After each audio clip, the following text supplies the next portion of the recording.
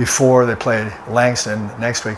What did you like, and what do you think needs to be improved from the victory over Texas College? Well, we had we didn't play as clean as I would like for us to do, especially that second half. Mm-hmm. You know, we allowed some drives to stop because we had some illegal procedures or illegal formations, and we can't have those things. We just need to play clean. And on the defensive side of the ball, you know, we had a PI. Those things are going to happen. When they throw the ball down, that's going to happen. But we got to kind of clean that up because we're kind of out of position on some things.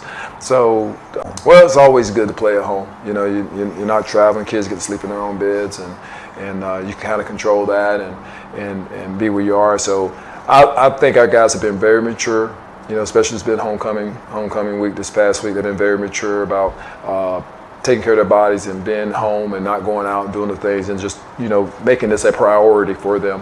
And I'm proud of that. So, but it's always good to play at home, play in front of our home crowd, and it's good to see the families out there cheering on their kids.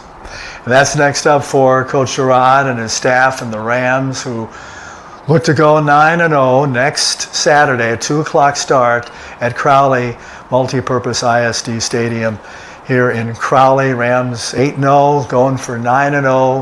It's going to be a tough one against a tough Langston team who's third in the Sooner Athletic Conference. So, Coach, let's get those Rams horns up. Let's keep the winning going. Let's be 9-0 a week from today. For Coach Brad Sherrod and his staff, for Kenneth Flowers, for James McBride, Ricky Dotson. And we'll have the game for you at 1:30, our pregame show on the Antler Sports Network. Jared Jones and myself, for Jared Jones and the Antler Sports Network, Jimmy the St. Christopher saying adios. We'll talk to you next time on First and 10. Rams up. Rams up.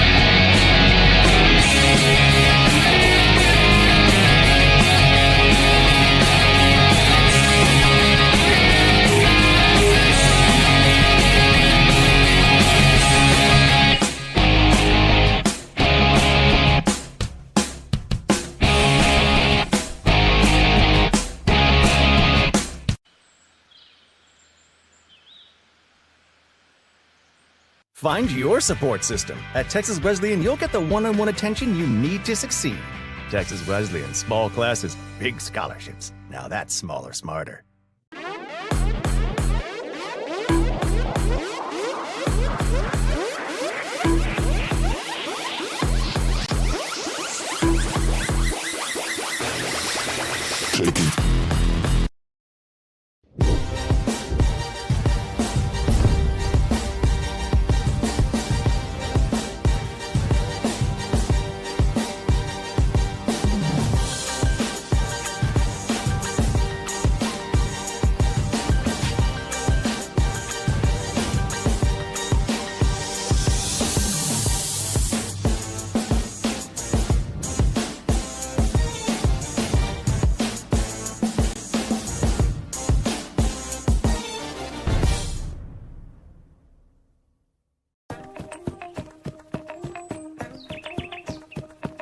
We dream big at Fort Worth ISD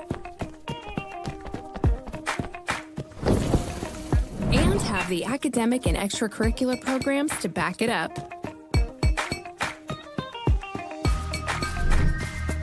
Reach for it and dream big. Choose Fort Worth ISD.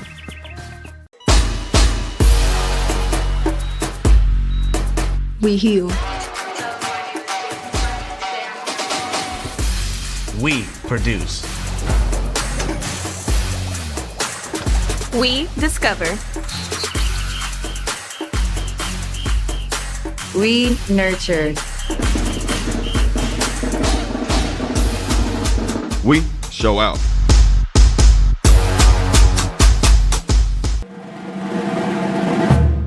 Welcome back to Crowley ISD. Just a lovely day today, Moose.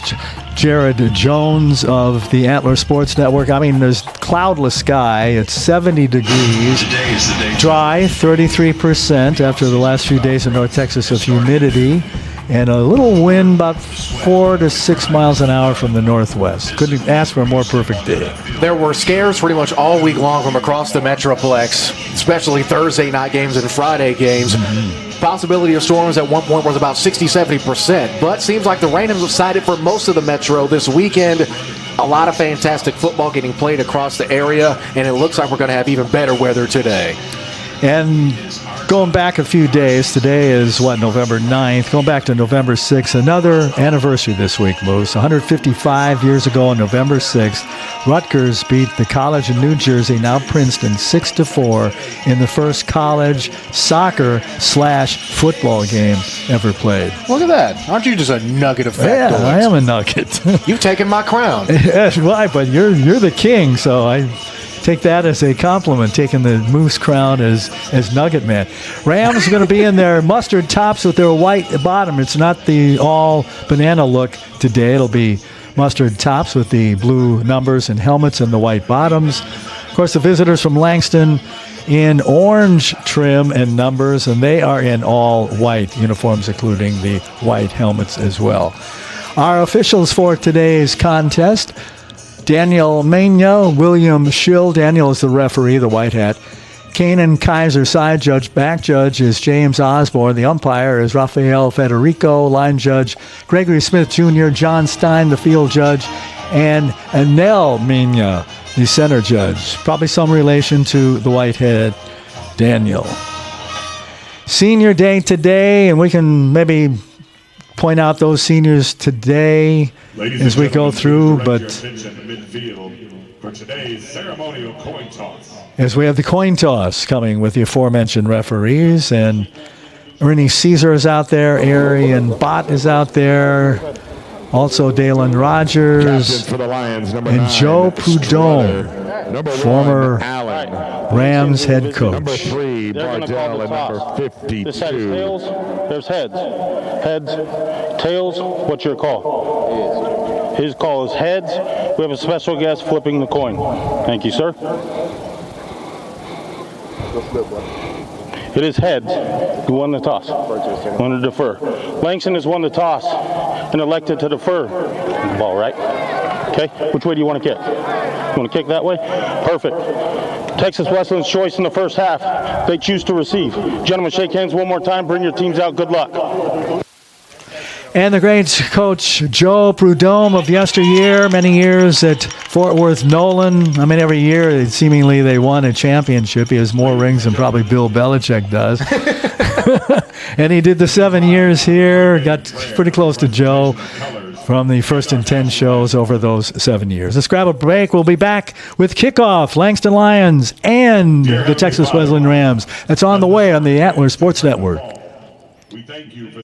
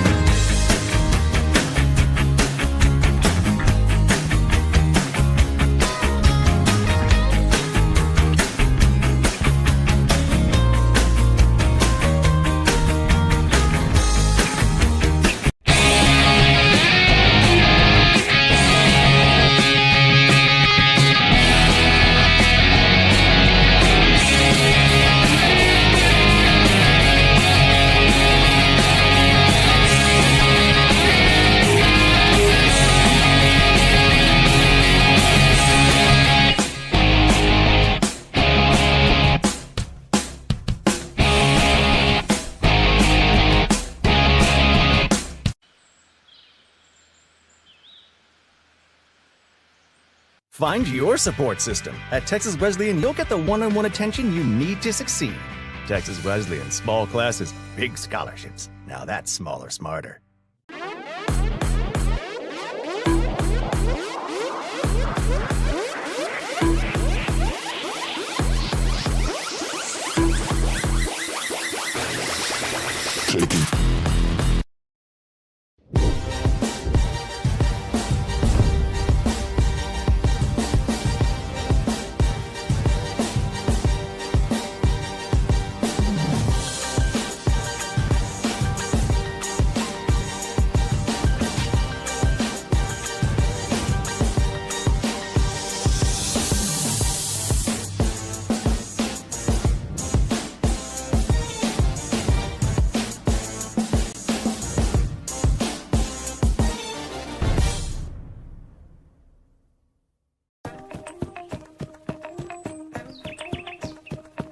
We dream big at Fort Worth ISD. And have the academic and extracurricular programs to back it up.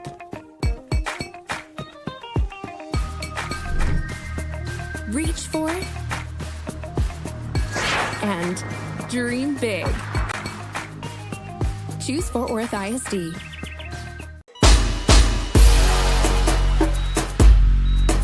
We heal.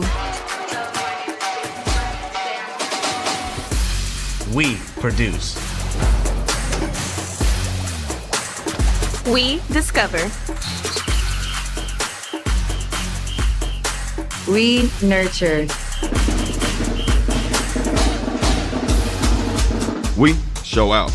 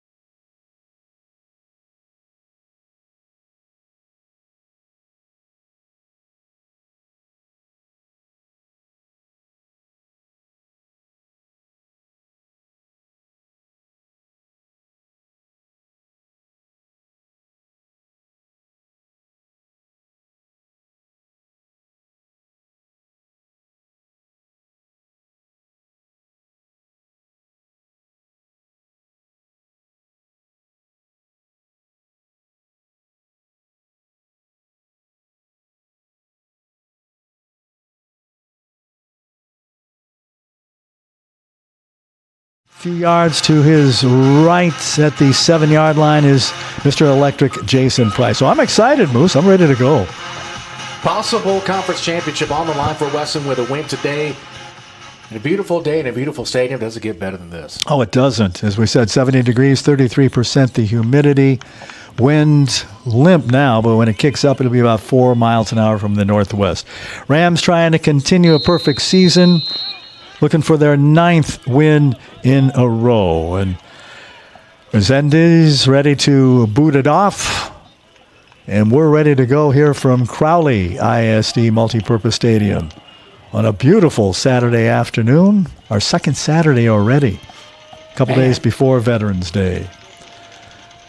It's like Christmas was just yesterday. Yeah, it does, and it's coming. Dawson Elliott, Cedric Malone, Pola Nu'u, Ogden Morrison, and Hayden Norwich, the right tackle. Opening drive is coming up for Cole Francis and this Wesleyan offense. It's going to be interesting to see what he has to get this game started. We'll get the defense for the visiting Langston Lions after the first snap.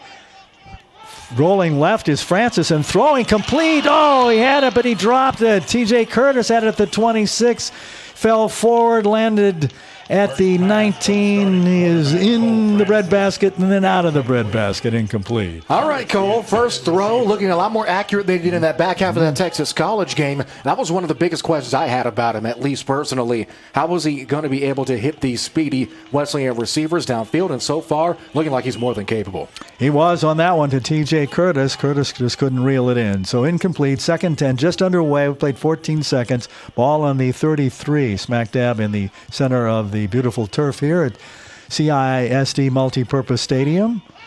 Rams with a second and 10, looking for their 9th straight victory. They're 6-0 in the sack, 5-0 at home. Handoff Ernie Caesar with 27 touchdowns. Gets negative yards on that. He'll lose a yard back to the 33, so you don't see that on the initial play. Ernie Caesar, you don't see it hardly ever, but the negative yards of a 1-yard loss for Caesar on the first carry for the Rams. The senior Grace on the hit for Langston. Sniffed it out, got past the right tackle, and just got right in front of Caesar and just stood still. I mean, we haven't really seen that all season long from any defense. There was not a negative gain. It was, they called them forward progress with no gain. So it's 3rd and 10. Francis drops a little swing pass out to Caesar. He does a patty cake, Baker man, and a incomplete. He was patty kicking it for about 2 yards. He caught it near the 30, the yard marker saying 3-0, and he patty kicked it out to the 32, incomplete. Wow. Crisis averted. It looked like he was just trying to move forward before fully getting possession of the ball. Thankfully, in tow for Langston was Rashad Gillespie. And now it's going to be a 4-and-out already for Wesleyan. And the dangerous McKeel Nash hangs at his 30 as Tyler Stromilla standing at his 18 with the bare calf, shoe on the foot, so that's not bare. He kicks toward Nash. Nash picks it up at the 21 after it hit the 26, and he immediately gets run out of bounds. Nice special teams play for the Rams. It was Darian Brown, one of those dogs on special teams. That was good coverage on the dangerous Nash. All right, Langston comes up with a big 4-and-out on defense. Now it's time for their offense to come onto the field and respond. And that Langston offense, Torrance Bardell, he does a lot well. Hands off to Tyler Travis, Levon Williams, Ivory Willwright, Victor Boggs, Kevin Allen, his receivers. Across the front line is Javon Hawkins, Nisimi Alsimi, Niam Smith, Adrian Dixon, and Daryl Thomas. So 1st and 10 for the Lions of Langston. Trying to spoil the perfect season for the Rams. Bardell drop. Bardell throwing long. Bardell overshoots his intended receiver at the 34-yard line. It was intended for Ivory Willwright. Nice arm, but just a little too much oomph. I'm not upset at that. I mean, it's the first play of your offensive drive. Bardell, we know he's got a cannon for an arm. Had a fantastic season so far, averaging 284 yards a contest, 25 touchdowns, 7 picks. He's not afraid to let it fly, as you can see there, even in the early part of the drive. Lions average 30 points a game. They give up 31.5. And they give up 24 points per game on the road. So 1st and 10, 13:45 to play, and the big arm Bardell throws it over the middle. Boy, there was a hit at the 44-yard line. Kevin Allen, boy, we could hear that thing up here with our strength of our crowd mic, but not a bad throw. It was a little too high, but boy, a crunching hit, incomplete. Yeah, it's a quick lick there right outside of the hashes. Some would say that's a hospital ball, but at least in the early going, you're going against a top 10 team. You got to take a shot. You got to take risks. So 2 incomplete pass by the strong arm Bardell. Back to his right is Travis. 3 wides near, 1 to the far side. Slot tight end to the left, kind of long snap. Back to Bardell. He fakes a handoff, throws it over the middle, and again rifles a shot intended again for Willwright, and it just whizzed by his ear, incomplete. So 1, 2, 3 and out. The chorus line offense. And all 3 passes incomplete. All right, Jimmy, both teams going 4-and-out. I guess this is similar to what we saw both in the Oklahoma Panhandle State game and the Wayland game, both here last season. Started out with it as a defensive stalemate. Now their team able to get anything going on offense. The question is, whose defense is going to blink first? Otavio Rezendes stands at his 6. Jason Price at his 40. On the 4th and 10, high snap. Rezendes gets it down. A short pop-over kick. It's going to bounce at the 49. The 49 of the Lions, but they get the Langston roll down to the 31. Will be touchdown. On special teams, making the touchdown was Landon Green. Hold on, Jimmy. Got a penalty flag in front of the Langston sideline and around the 40. Let's check out the flag as we have a discussion from our head ref, Daniel Mena. He's joined by 2 of his other counterparts. I didn't see anything there, did you? Not immediately, but something after. Not really. It's not the rarest thing in the world for me to miss something. Still discussion. Are they going to pick up the flag? I don't know. The official's now looking at a helmet, at a Langston helmet. And now they're bringing that helmet to the field judge. This is weird. Haven't seen this before. They can get penalized for taking their helmet off. Now they're having a conversation. Illegal substitution. 11 player ran on the field during the live ball play. 5-yard penalty. Replay 4th down. So is it the invisible man in the helmet that they're talking about? The 12th man, the invisible man. The first time that the 12th man might actually be on the field of play instead of just a metaphorical name. How about that? Wonder if he's going to be in the stat book at the end of the quarter. So that's Coach Morgan out there they're having a discussion with 3 of the officials, the line judge, which is William Schill, along with Daniel Mania, and then the umpire, which is Rafael Federico. Looks like they're just going to re-kick this thing, so it's still 4th down. Boy. All right. This is an unorthodox start to the contest. And they're moving it back 5 yards. The line of scrimmage was the 20. They move it back now to the 15, so it's 4th down. Again, here we go again with another Resendiz punt. He's at his 1. Last snap was a high snap. This is a chest-high snap, and he gets off not an end-over-end kick, but it drives Price back to his 36. Voids the first tackle, cuts to the 40 to the 45, and is smacked out of bounds. Gets into Lions territory at the 48-yard line. Make it the 49-yard line. Crowd wants a late hit, no flag, so the Rams will put it in play. We'll go over them on offense. Cole Francis handing off to Ernie Caesar again, as we said, and he likes to throw to Anthony Bob, Banks, and Curtis. Tight end is Darren White.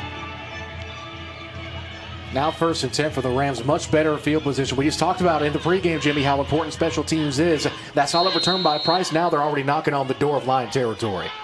Francis coming in just 8 out of 19, 84 yards, 2 TDs and a pick. He was incomplete on 3 passes to start, and he completes a little pass out of the backfield to Ernie Caesar, and he gets out of bounds, dragged out at the 35-yard line. Doing the dragging was Xavier Florence, a defensive back for the Lions. And another loss by Caesar, too. Loss of 3. Now 2nd down at a country mile coming out already. So you got to like the Lions' defense so far. I mean, it's only the 2nd series for the Rams, but they held Caesar to no gain, then a couple incomplete passes. Now the negative passing play. Caesar says, I'll take care of that negativity by taking a handoff and getting scooted out at the 46-yard line. So he goes from 45 to 46. Still a few yards short. Make it 3rd and 5 coming for the Rams. 12:38 left here in the first. We're scoreless. Well, that's more you like it. I mean, honestly, if you're this Wesleyan offense, you have to ask the main question, how far do you want Francis to go into the offense, especially with him not starting an entire game all season long? We've seen him in stints and bursts and short time periods, but we haven't seen him for an entire game. A trio, 3 of receivers. Ronnie Schneider is one of those that goes in motion. Francis, quick snap, complete at the 46-yard line. Bob twisting and turning and getting wrapped up and taken down at the 29-yard line. So a nice gain of 17, 1st down Rams. Ref down, Jimmy. We haven't seen that in a while. Looks like that was the back judge or the umpire that took a walloping there. Francis had it on a rope, getting it right to Bob in the middle of the field. So the Rams with the 1st down as we're under 11:45 to play here in the first. Couple receivers now to the right side, one to the near side. Tight end left. Banks goes in motion. Francis takes a snap, a 2-step drop, fires complete at the 19-yard line. Another 1st down, and still wrestling down to the 12-yard line. Tackle by number 2, Trey Odom, and number 8. And that was T.J. Curtis doing the fight and then twisting by the Rams, just taking guys with them after they catch it for a ride. Everyone's channeling their inner Ernie Caesar with the yards after catch. Those can add up quickly, especially when you're deep in the red zone. Which the Rams are now at the Langston 13, threatening with 11 to play here in the first. Francis throws complete at the 11-yard line and gain of a couple. Darren White, the tight end, on the grab, gets a couple. Actually one. It's going to be 2nd and 9. The stick says 2, board says 9. I'm going to go with the stick, 2nd and 8. Yeah, hard to disagree with you there, but kudos to Langston's Florence on that open field tackle. If White put that pivot foot down just a second quicker and turned, he had plenty of open field to get yardage. Banks real wide to the right side. Curtis near side receiver. Slot receiver is Bob. Caesar in the right hip pocket of Francis. Ernie takes the handoff, bounces off the line at the 5, tripped up. Did he hit the pylon? He did. He goes in. Touchdown. Hang 6 for the Rams with 10:10 to play here in the first. Ernie Caesar is 28th touchdown of the season. Air Caesar strikes once again, Jimmy. This sure is the first time that we've seen him dive for a pylon and leave the ground. That's just the fight that he has, fighting through tackles. Notices he has his blocked by his left tackle, bounce to the outside along the sideline and gets in for 6. And the extra point attempt coming. Diego Chavarria out of the hold of Cade Gordon, boots it through and true. So with 10:10 to play here in the first frame, Rams draw first blood at 7-0 Texas Wesleyan over Langston. More exciting Rams football coming up on the Antler Sports Network after this timeout.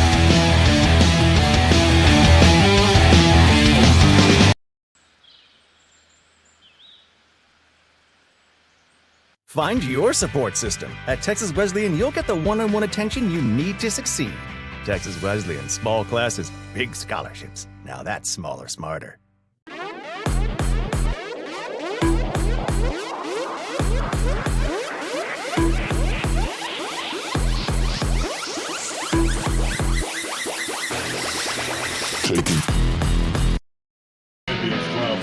First drive for the Rams today went quickly. The second one, different story.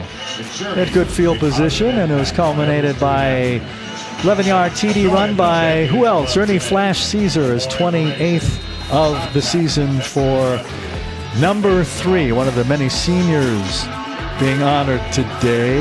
That's his 53rd touchdown in his career here. Man, one of, if not the greatest Ram of all time. And it's sad to see him go. Been watching him for 4 years. As Max Luna's short kick, it comes to the 26-yard line, is fielded there, slamming on the brakes, and then going to the outside after the grab on the far side. Jamaria Hamilton on the return. Davaria, I should say. And not bad field position. They're going to mark it at the 38. That's where Langston will touch it again with 10:04 to play here in the first. Down 7-0 now. But not out of it, Jimmy. Wesleyan took 2 drives to score. I wish I had that information at least readily available, but I can't think of the last time that Wesleyan didn't score or at least have a very promising first drive. They punted the ball back to Langston. Yep. So now, still an opportunity to respond and keep it in one possession, if not tie it. And that first possession by the Lions was a 1-2-3 and out. 3 incomplete passes fired by quarterback Torrance Bardell. Handoff going left, maybe 1 yard, a pickup of 1 going off the left side was Tyler Travis. Tackled by number 45, Zeno Marchashani. The wrestler, Zeno Marcaselli, with the tackle. When he's always talked about how that wrestling has helped him as a defender. David Hall was a running back on that. I miscued. So he picks up 1 at 2nd and 9. 9:25 to play in the first. Langston down with the ball. 7-0. Back behind Bardell. Kind of a long snap. Comes back from center. And the Rams smothering a herd of Rams over one lone Lion. They lose a couple of yards on the running play. Again, it was on the run. It was Tyler Travis. One thing to note, Wesleyan not only sending their 3 down linemen, but at some point we've seen 3 of their linebackers as well. I wonder if they truly understand that Langston might sell up for the run more, but that could also set them up for danger in the play-action game. 3 down linemen, Ibogan, Schultz, and Bott. Snap comes back to Bardell. He fakes a handoff, straightens, throws, and it caught. The leaping catch at the 49-yard line, enough for a first down. They needed 12. They got 13. Sticks move.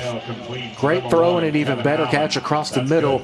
If you were to find the biggest quote-unquote issue in this Wesleyan defense, it'd be giving up passes across the middle, in between the hashes. We've seen it and said it all year long. Prime example there. Nice jump ball catch by Kevin Hall.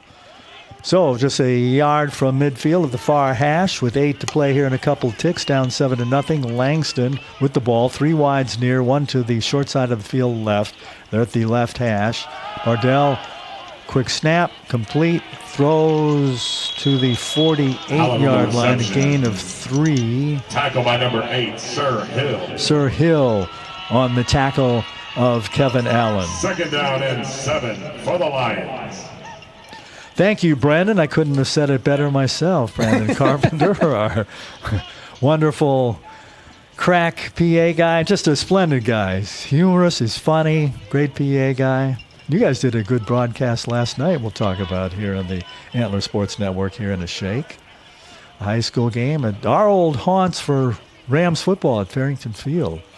Sounds like you had a good last couple of nights, Mr. Jones. That's up for interpretation.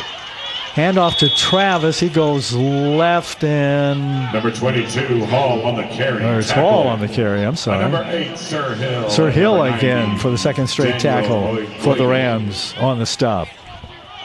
Hill seems to be in the right place at the right time again here on defense. We've seen pretty much all season long, arguably the most consistent tackler on this Rams defense.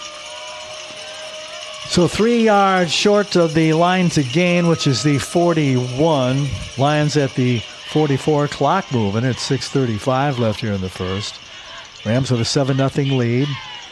Langston with the ball. They have a couple of wides to the near side, a back to the left of Bardell. Snap comes back, the handoff to that back.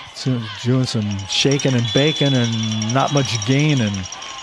And losing back to the 41-yard line. Now, one thing to know, Jimmy, the reason I think that this run game isn't really going anywhere of note for Langston is trying to go outside of the tackles. It's the simple fact that the 2 defensive ends for Wesleyan, even if they have Marcus Shelley in the middle, they're too quick. Even whether it be a swim move or a half spin or even a full spin, they have one move off of the line of scrimmage that gets them into the backfield quickly and is able to keep this Langston run game at bay. And it doesn't matter who they're using. They can't just crack that Rams defensive line. 4th and 4. Sendies gets off the punt, and it's fair caught by Price Yard line for the Rams. at the 13-yard line. So that's where the Rams will put her in play with 5:38 in a pretty quickly moving first frame. They lead at 7-zip. Yeah, it's been a very quick first quarter. Something we've seen a lot. The first half always is an absolute blur, and the second half is more of a slugfest, or really just a drag, to say the least. For lack of a beter term. Wouldn't say a drag in a negative connotation. Right. Just a very slow moving, methodical.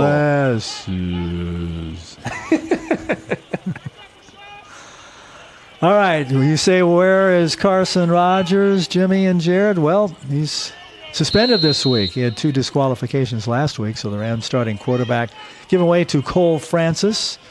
Cole on the 1st and 10. Hands off to Ernie Caesar and tumbling down at the 7 or 8-yard line. So we're seeing all kinds of weird things today. Ernie Caesar, no gain, or Ernie Caesar getting tackled by the turf monster. But actually they give Armani Wise credit on that tackle. And maybe help from the turf too.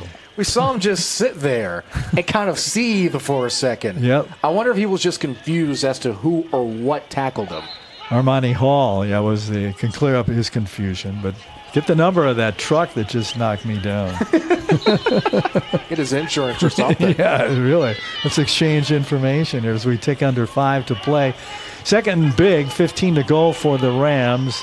Line they have to get to is the 24-yard line. In the end zone is Francis cranking it up, throwing incomplete at the 27-yard line, then tumbling out of bounds in the Rams bench is Michael Banks, incomplete. Good coverage employed by Xavier Florence, a defensive back. One major question was if Langston had the speed and the discipline in the secondary to try to hold the athleticism of this Wesleyan receiving corps, one of the best receiving corps in the country. And Langston, at least from what I've seen, they've answered the call and done pretty darn well. Yeah, I agree. 3rd and 15 now for the Rams. Deep in their own territory. It's at their own 8. Man goes in motion. Caesar delayed handoff.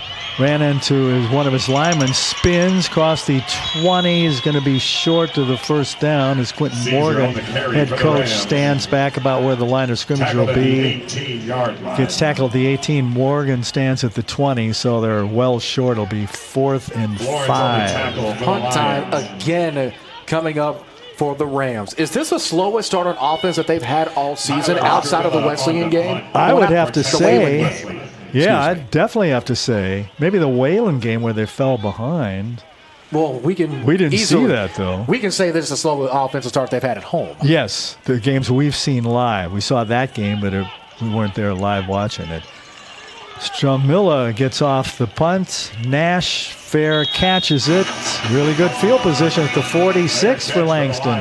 Down 7-zip with 3:54 to play here in the first. Now this is where part of me wants to go back on my point that I made earlier in the pregame about this being a trap game. It's things like this, going 4 and out on 2 out of your first 3 drives in the first quarter. And not only do you have to punt the football, but you punt it back with them having pretty solid field position. Now they're even closer. Ball is almost right at midfield in the final quarter. So now if you're Langston, you have to get points on the board. Absolutely. You're not going to get this many opportunities against this good of a Wesleyan team. You're right. You got to take advantage now, or that's how you get down early and get down big. Yep, especially against this Rams offense. But yeah, you're right. So they have a real good field position. Their own 46 near hash, 3 wides left, 1 to the near side. Bardell takes a snapshot of the Rams' 3-4 defense. 3 down linemen across the front. Drops back, throws incomplete behind the receiver at the 50-yard line. And it was intended there for McKeel Nash, kick returner. Nash, a bit of a Swiss Army knife for this Langston offense. I'll take that back. It was Gerald Martin. Got 23 confused with 25. So Martin. But I wouldn't argue using Nash. No, he's speedy. Yep. We know he's quick on his feet, and that might be what you need now, especially with the pressure that this Rams defensive line has been providing so far. Regardless who it was a late bad throw, and now a handoff of negative yards is going to be a 4-yard loss. The Rams defense, led by Josh Morris, all over Travis Williams. Tyler Travis, I should say, the running back. Wesleyan's got some big dudes on that line. Easton Schultz is a massive human being. 6'2", 305 pounds, and he's an underclassman too, so he's going to be here for a while.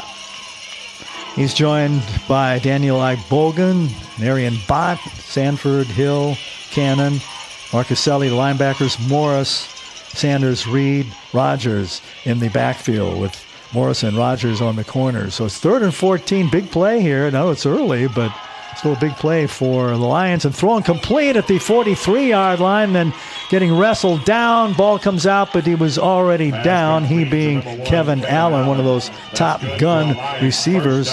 5 touchdowns. He came in with 43 grabs for 747 yards. That's the play the Lions needed there, Jimmy, and guess where it was in terms of field position, right in the middle between the hatches. That's the second pass today that has gone for 12 or more yards that has been in the middle of the field.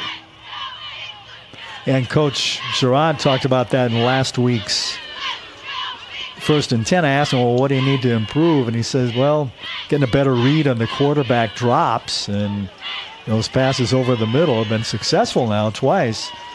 The 2:20 left here and counting in the first period. 1st and 10 from the Rams 35 of the Lions. Bardell throws a gun. Oh, at the 8-yard line. Good defense. Josh Morris. There's a little skinny post coming across the top and incomplete to Ivory Willwright, another one of those stud receivers. Boy, Josh Morris was brilliant on his defense. Morris stalking the receiver like your ex-girlfriend, Jimmy. Right place, right time, and more importantly, doesn't draw a flag. But don't get it twisted. The guy is physical, especially against receiver he know he can outmuscle or outpower. And one of the many seniors playing in his last home game. Now, they could have a playoff game in a couple of weeks, but we'll get into that later. As a complete pass to the near side for a couple and getting smashed out. Morris and Cannon. Will Height again. Morris is, smaller in stature, but doesn't mean I can't hit often and hard. He's done that for sure so far. Yep. 3rd and 5 for the Lions. Down to $1:45 left here in the first. Rams with a 7-0 lead. Big third down coming up for Langston. He's got to keep the ball moving forward. Got to keep his drive alive. Whether it be 6 points or 3 points, anything's better than 0. Slot tight end to the right. Now they have a receiver coming out near the 30-yard line. They're on the right hash. One receiver to the left and looking right and throwing. A little crossing pattern coming across at the 25-yard line. It was incomplete to Ravion Williams, the tight end. So 4th down. They're going to go for it, I guess. Decision time. Do you maybe call a timeout? See what Wesleyan is going to bring out in terms of defensive personnel? Or do you try to kick for 3 and take the guaranteed points? Because you have a good kicker. That's not a. That's no issue. I don't see him though. I think they're going to go for it. Yep. It's 4th down. Yep, they're keeping the offense on the field. They're going for this thing. Gutsy calling. I'm not mad at it. Yeah, me neither. 4th and Finn. 3 receivers left. 1 to the near. Back to the right. Bardell. 3-4-step drop. Throws it toward the end zone. Oh, he had off the fingertips in the end zone and incomplete to Kevin Allen. Jay Reed, one of the seniors on good defense, but boy, the throw was there. Allen just couldn't reel it in. You saw me, Jimmy. I thought it was going to be for 6. It was a beautiful throw. Great had throw. His man deep.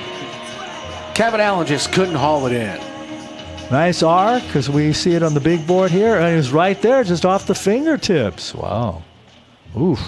Man. That would have been 7-6 with the extra point forthcoming. Instead, turnover and downs. Rams have it at their own 30, leading 7-zip.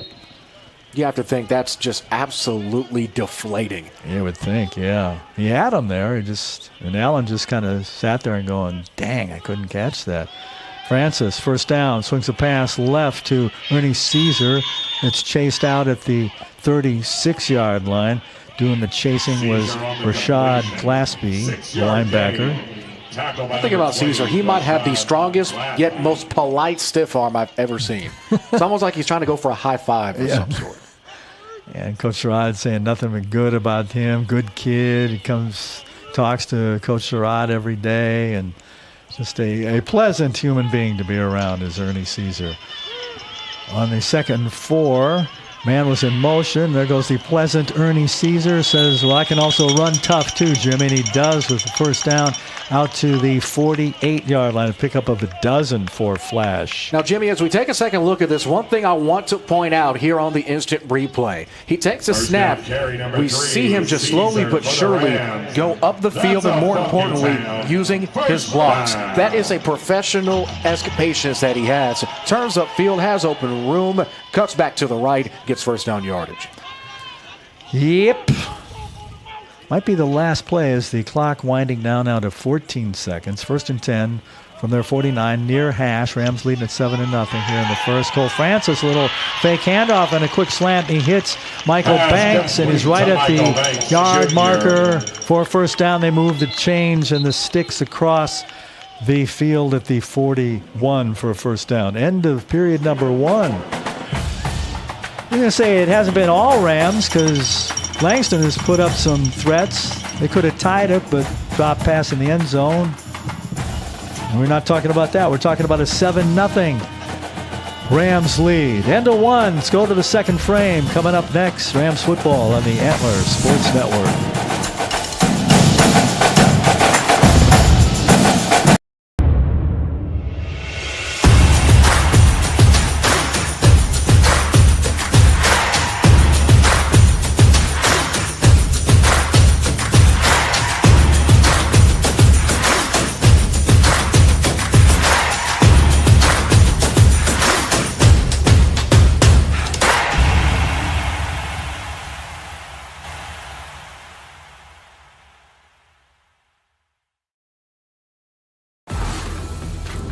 The Ford Explorer SUV is loaded with tech. There's a redesigned interior with a standard 13.2-inch touchscreen housing the Ford digital experience, and a series of speakers, seamlessly integrated into the dash with the available B&O sound system. There's also driver assist tech to help you feel more confident behind the wheel. The Ford Explorer, America's all-time best-selling SUV. First quarter in the books. Rams leading at 7-0. Virtue of an 11-yard scoring run by Mr. Rams touchdown. Mr. Rams yardage leader in rushing, Ernie Flash Caesar. So that's where we stand now, 7-0. Francis 5 out of 8 for 51. Caesar 7 carries, 35 yards in that TD in the first period. As we start frame number 2. Rams have it in Langston territory at the 41-yard line, and I don't know who that was for. It was, I think I'm going to take a shot. Was that for Michael Banks, who was running like 10 yards away from where the pass was thrown? It looked like the defenders back on defense for the Lions, including Travis Martin, the DB there, and then the safety who was out there as well, Odom. They look like the receivers. Seemed like it was just a simple miscommunication there from Francis to coordinator to receiver. Just not getting the routes correctly. Thankfully, not a turnover, just an incompletion. Yeah, you got to get on the same page on that one. Schneider goes in motion. Little screen out to the left to Ernie Caesar. He gets chased out at the 38-yard line. Bring up second down. Just underway here in the second. 3, Caesar. Rams leading at 7-0. 3rd and 7 for the Rams. Back into the fray for Texas Wesleyan. Starter Darian White. A freshman is he. That's a big tight end target at freshman, yeah, too. Yeah, that is. Yep. White at 6'1", 210. Mm-hmm. Bob will slot right. Banks the lower receiver. Aforementioned White goes in motion. Francis with the drop flag comes down. Francis runs. Avoids a tackler at the 35 and then almost was decapitated at the 33.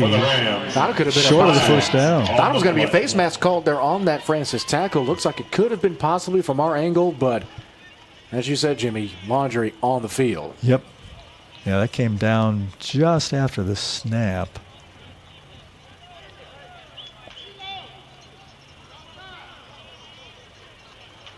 White hat. Mania? Talk to us, baby. Daniel by first name? Still waiting. And Al Mania out there? I wonder if she's related to him. Offside. Defense number 52. 5-yard penalty. Still 3rd down. Okay, so offside against the Langston Lions. That took a quick second for an offside. It's called one if there was maybe something After else. the penalty, it's 3rd and 2 for the Rams. So the stick guy with the down marker, he's going back and forth. He's going, okay, I'll move it back. No, I think I'll move it up. So it is 3rd and 2.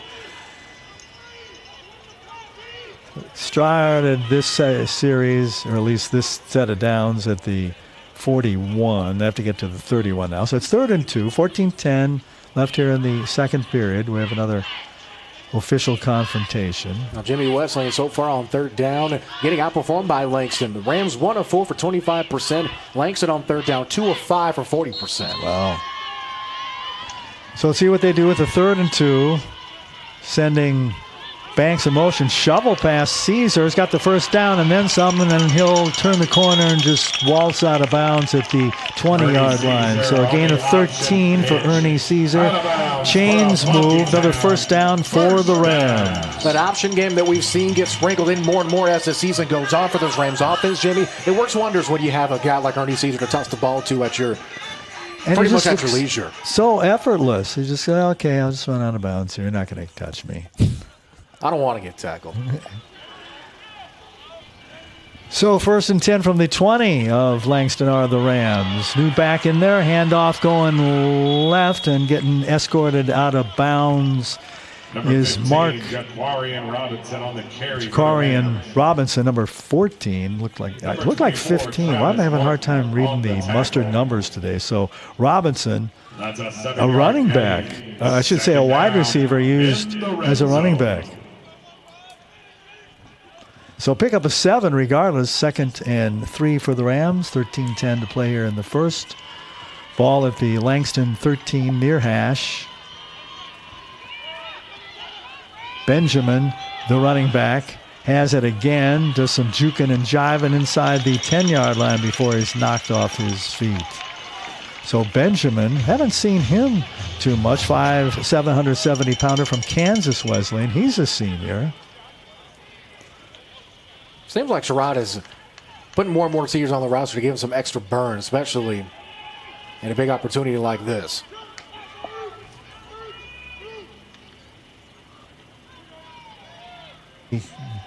Gain of a 1st and goal to the 8. So that's where the Rams have it now, trying to increase that 7-0 lead. Benjamin again cuts back in. Benjamin, some strong running, says, get out of my way to one white and orange clad Lion, but he has helped. Does Travis Martin coming up from his defensive back position. So 2nd goal, 2nd and 5 for the Rams. We're at 12 remaining here in the first half, and relatively well-played game. Normally for these home games, the Rams would be up like 30-0 already. And in terms of time of possession, Langston has held the ball for around 8 minutes. Wesleyan, barring the time of this play, is at 7 minutes and 3 seconds. So see what they do on 2nd and a 5 spot. Caesar like 6 yards behind. Delayed handoff. Caesar says, oh, he was down before he got in. Yeah, he's at the half-yard line. At the 1 yard line. So 4.5-yard gain. It'll be 3rd and 1. Thankfully, we have the ability to take another look to see if he was able to reach out in time. Nope, he's going to be short. And in for the score.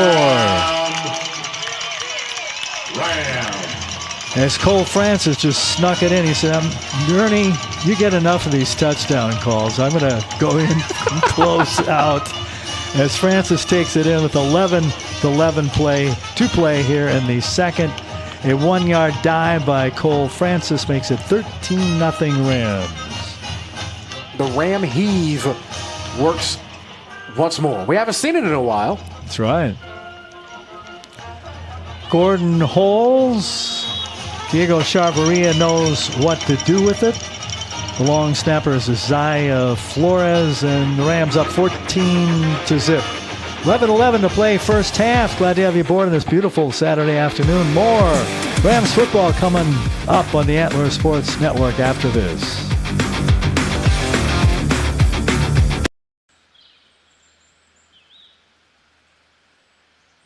Find your support system. At Texas Wesleyan, you'll get the one-on-one attention you need to succeed. Texas Wesleyan, small classes, big scholarships. Now that's smaller, smarter.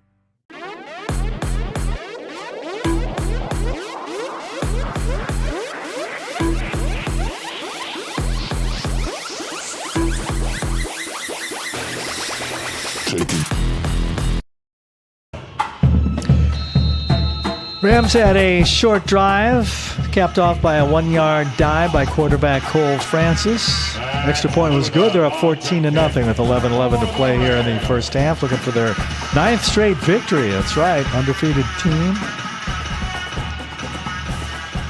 Pop over kick by Luna comes up at the 35, and it's fair caught at that point by Jamaria Hamilton. Now 14-0. Langston not completely down and out just yet. But now you have to think that if you go empty this possession, it could start getting ugly. Yeah, indeed, it just might. I mean, Wesleyan now, the main question was how long will it take for Francis to get adjusted? And we mentioned him in the pregame. If they let Cole Francis get comfortable with the weapons that he has, it could get dangerous. And they're probably kicking themselves, the Lions, especially Allen, who had that fingertip touchdown go off those fingertips. I feel like 9 times out of 10 he hauls that in. Yeah, I would say. It was a great pass. He was going stride for stride under the football, just unable to just couldn't bring make it the connection. Yeah. So Lions have it going right to left. Across your screen, 1st and 10 from their 35. 11-11 to play here in the first half. Bardell pulls it in after dropping a couple steps and gets a nice run in Rams territory. Goes down at the 48-yard line. So 17-yard pickup. Nice run by Bardell. We said at the outset he can hurt you with his feet too as well as his arm. QB1, he already has 25 touchdowns and 7 picks through the air. Also has a handful of touchdowns on the ground too. Statistically, the team's leading rusher, and we see why. And a first down to the Rams 48, so it's 1st and 10 in Rams territory of the Lions. They're behind now, 14-0. Trying to increase their record to 5-3 overall, 4-2 in the sack. They're 2-3 on the road this season. Bardell with the drop. Here comes Morris on a corner blitz, and getting hit was Dalen Rogers in the back of the head. He's wearing banana top and white bottoms. Referee threw his hat. At least I believe I saw the hat fly. Yep, it's picked up now by offensive coordinator Fran Johnson. Thought it was going to be a possible penalty flag. Maybe that's where he went out, if he would have caught it, or maybe he just lost his hat. Yep. Just simply, because typically if we see a referee toss the hat, it can be used as a flag backup. And Rogers got thumped in the back of the head by the incomplete pass, so it's 2nd and 10. Bardell dances around. He tries to get away, gets it off. He had a receiver there, so it'll be incomplete pass. I was going to say it was maybe close to intentional grounding, but there was a receiver there at the 41 that he was throwing it to. But more importantly, Jimmy, the pass was deflected. Able to get a hand on it for the Rams was number 52, Arian Bott. We've seen him not only get into the backfield and cause pressure, tipping the pass, and thought it was going to be able to hit it and bring up an immaculate interception. No Franco Harris. Right, no. At least I don't think he's here. He might be. I don't think he is either. He's probably not listening or watching either. You never know. Yeah.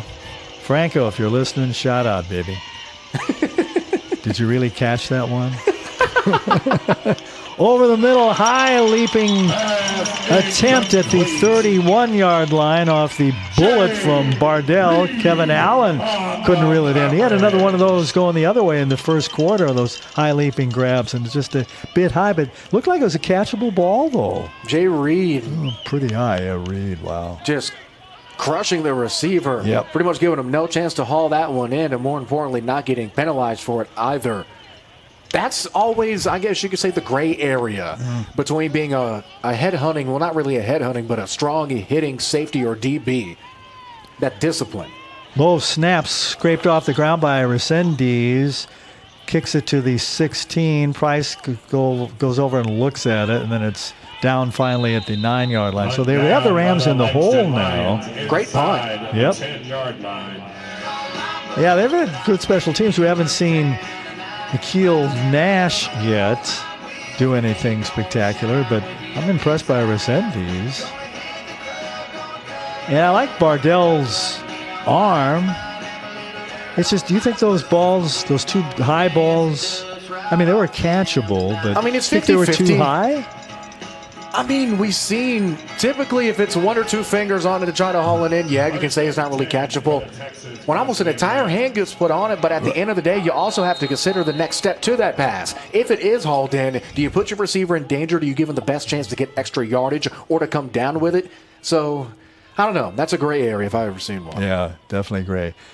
Rams for their own 10, 1st and 10. Francis throws toward A.J. Bob, incomplete out at the 30-yard line. Great coverage downfield. That was real good coverage. By Strother. Yep. A senior linebacker, listed as a linebacker, getting a coverage, doing the dirty work, covering one of the best receivers in the country. Yep. Bob came in with those big numbers. Been a POW this year. 7 TDs for Anthony. And 101 yards a contest. Banks split out to the left, near side, which is the big side of the field, as the Rams are on the left hash. 2 receivers near. Slot to the left. Handoff Caesar. Caesar ran toward the center. He says, the heck with it, I'm going left. And he goes out to the 24-yard line. Pick up a 14 and a moving of the sticks for another first down by the great Ernie Caesar. Arguably his best ability, Jimmy, isn't his speed, isn't the stiff arm, it's its ability to change directions on an absolute dime. If I could drive like that on the interstate, I'd get everywhere in half the time. Caesar with that great vision, which you need on the freeway too. So, well, I don't know. The way some people drive, they might be up for debate. I tell you, I'm Dr. Jekyll and Mr. Hyde on the freeway, and I'm not in love with the drivers of the Metroplex. But anyway, hand off to Ernie Caesar. I'm trying to be calm behind the wheel, which I am, but I'm a good driver. A lot of these other people aren't. Caesar, good runner, picks up a gain out to the 28-yard line. Let's call it 2nd and 6. Well, we can't call you the saint in the broadcast booth. You not be the saint on the freeway. Yeah, right? Well, that's what Dr. Jekyll and Mr. Hyde is. But I'm getting really good at controlling the Taurus temper on the freeway. Good job, Jimmy. We're all proud of you. Thanks. And incomplete pass from Francis to the left on a 2nd and 6 intended for Banks, and was broken up by Isaiah Smith, a DB, senior DB. Francis so far today is 6 for 12 for 54 yards. Solid little start. I mean, it's your first start in a very important game at home on Senior Day. Conference title shot, conference title clinch on the line. There's a lot riding on this game, but so far I'd say he's risen to the occasion. A lot better than he looked against Texas College. So 3rd and 6, Francis throws complete to Ronnie Schneider, breaks a tackle at the 46 and then gets rolled over at the 40-yard line. So Ronnie Schneider, another first down for the Rams. Schneider is pretty much the safety valve of this receiving core. We know about Banks and Bob, but Schneider comes in, can play as an outside receiver. A lot of times we see him as a slot. A lot of motion from Schneider, using that speed to get him a running start, and that's exactly why. First down yardage. Have set a duo receivers lined up each side. They're both almost within the hash marks on either side. Ball in the center of the field, and at 1st and 10, Francis drops. Francis throws. Oh, Lenny Schneider had it, and he turned to look to see where he was, and it popped out of his hands incomplete. Just one more second focusing on the football, and that could have been a gain of almost 20. Yep. But it's an incomplete. As the clock stopped with 7:50 to play here in the first half. The Rams leading at 14-0.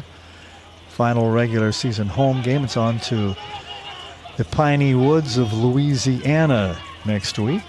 Play Louisiana. I want to call them college, but it's Louisiana Christian now. There's a fake handoff to Benjamin, and running with it is Francis. Francis did a stiff arm and gets shoved out at the 42-yard line. And somehow gained 2 yards on that. Class P doing the I know. Class B doing the chasing out. So 3rd and 8 for the Rams. This, I'd say, and it's early still, 7:35 and counting here in the 3rd, but I think it's a big play for Langston. And if they continue the drive, who knows how this is going to end. And they want to, I would think, keep them at 14 points here with 7:20 to left in the first half. Francis throws and overshot Michael Banks at the 38-yard line. Just a little too high. The old King Kong on a ladder, I don't think could have brought that in. It was a great job getting in on the flat, a fantastic route, but Francis trying to get a good gauge as to what could have possibly went wrong. Honestly, just Banks, not a lot of room to work with, right along that sideline. So we'll see Tyler Strumilla again, the Rams punter. This is the most we've seen him all season, as we have a flag throw. Yeah. False start, illegal procedure against the Rams.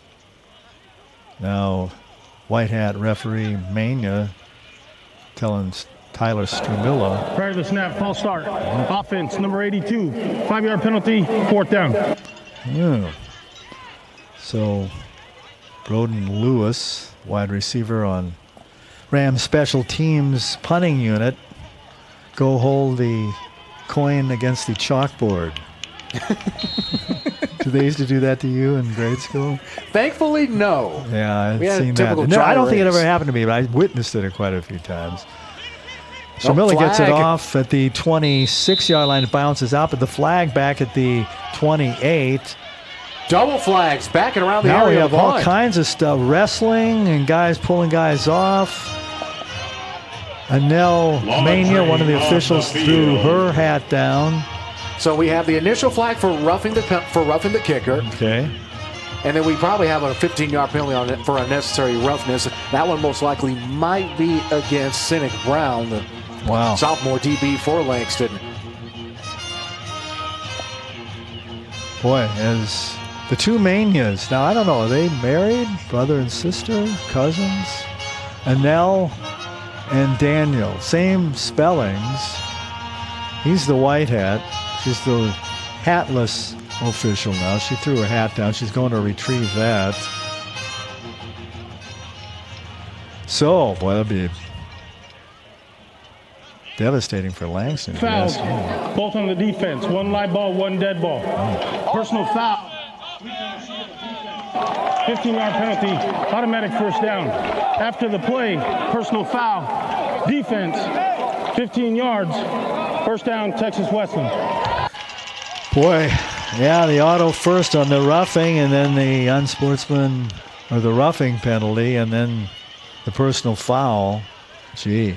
Man. That's one thing of both of those. I mean, either or, but didn't want to see either of those happen if you're a Langston fan or a Langston player or coach. Not only does that give them a fresh set of downs, Jimmy, but now they're already knocking on the door of the red zone. Strumillo is going to punt inside his 20. Now it's down almost at the at 33. That's a great fate is a cruel thing in football, isn't it? And two bad penalties like that, an auto first and then a personal foul, bad things as well. So the Rams say thank you very much. We thought we were going to be on defense, but we got it with real good field position with 7:04 left, trying to advance a 14-0 lead. Now, if you're Wesleyan, don't want to let an opportunity like that squander away. That last penalty number 3 against the Langston Lions for 39 yards. Wesleyan, 1 penalty for 4 yards. Caesar to the right of Francis, sending Bob in motion. Francis looked that way, but throws it out complete at the 31 to Curtis. He gets cut down. The flag comes down at the 33-yard line. The submarine tackle by Isaiah Smith. Let's see what the flag is. Curtis. Take another look at that pass completion and maybe try to see where the possible flag would come up. It was on the reception. And again, the two Manias, Daniel and Anel. Discuss. Langston coaching staff, as you might be able to hear faintly, asking about a block in the back penalty. Now 4 officials are convening. Yeah, Quinn Morgan is ticked. Ooh. Not happy at all. No, he is upset.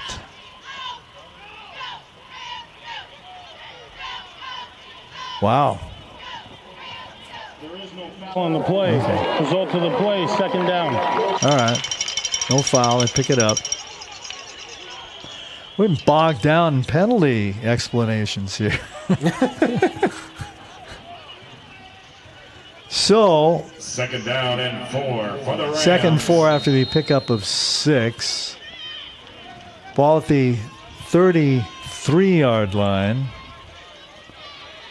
2 near, 1 far in motion. Handoff, Caesar cutting left inside the 20 to the 19-yard line he goes. Looks like he's going to be maybe a yard or a hair less than that short. 52.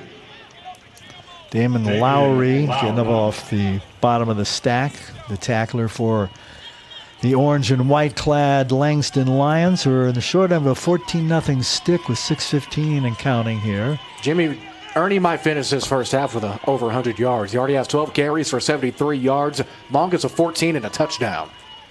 Add to that all-time rushing leader total for the Rams in history. RPO with Francis tossing to Caesar, untouched at the 20, finally dragged down. Was that a horse collar at the 10-yard line? I don't think so, but still a first down, a gain of 14, and add that to, how close is he to 100 now? We'll find out in a couple of seconds here, but he's like the candy man of football. You say his name enough times, he'll just do something completely ridiculous. Good analogy. A late Halloween analogy. So it's at the 10. They've dropped these sticks, so it's first down. Rams lining up now quickly. 5:29 counting. Play clock down to 2. Did they get it off, or did they get it off? I don't think so. And Jimmy, to answer your question, before the penalty, now with 13, that was his 13th carry, now at 87 yards. Wow. So, yeah, fair to say he's having a decent little game. Yeah, he's all right. Yeah. He's okay. Could be better. But, It could be better. I won't be too picky. I mean, what more do you want from him? He's already got one touchdown for 28 in the season, 52 in his career. Encroachment, offense, receiver lined up over the line of scrimmage. 5-yard penalty, first down. And 287.73 plus 87, you said he had? Yes, sir, 87 yards. So he's 40 short of 3,000 for his career. So he'll get to 3,000 in this game. Yeah. First and goal for the Rams at the 50. And maybe he'll get a 200 burger. He might. He's already about halfway there with a lot of football left. So Rams move it back. Now it's first and goal from the 15. Nearing 5:10 to play here in the first half. Caesar, juke and jive, and Caesar going in, score! A 15-yard touchdown. Ernie Caesar now goes over 100. And his second touchdown of the day. Holy smokes for Ernie Caesar. 29 on the season. The Rams up 20-0 with the PAT attempt coming. Well, there it is. There's your triple digits. My question is, how quickly can he get to the illustrious 200 mark? That's a good question. Well, he's over halfway there now as the point after goes through and through after the leg of Diego Chavarria. Let's grab a break. It's been all Rams now. 21-0 with the lead. 5:04 to play here in the first half. We'll continue with Rams football on the Antler Sports Network after this.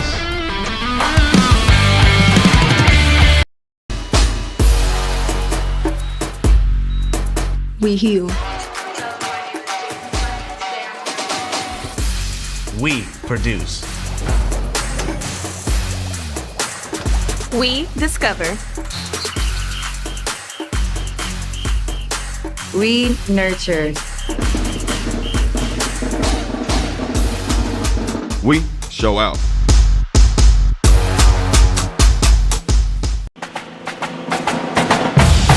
Another Rams drive, which really wasn't that big of a drive, but another Rams touchdown run by Ernie Caesar, second of the day. Now his 29 of the season. He cracks the 100-yard rushing mark here with 5:04 left in the first half. Max Luna ready to boot it off. He approaches, a foot leg into it. Short kick comes down to the 26-yard line. It's grabbed there by Hamilton. And Jamaria brings it out to the 30-yard line. So that's where the Lions put it in play. Down 21-0. So now after that touchdown, Ernie's sitting at 14 carries, 102 yards, almost 7.5 per run today, and 2 touchdowns, a side of fries, a milkshake, and didn't forget the ketchup in the bottom of the bag. And a bag of peanuts.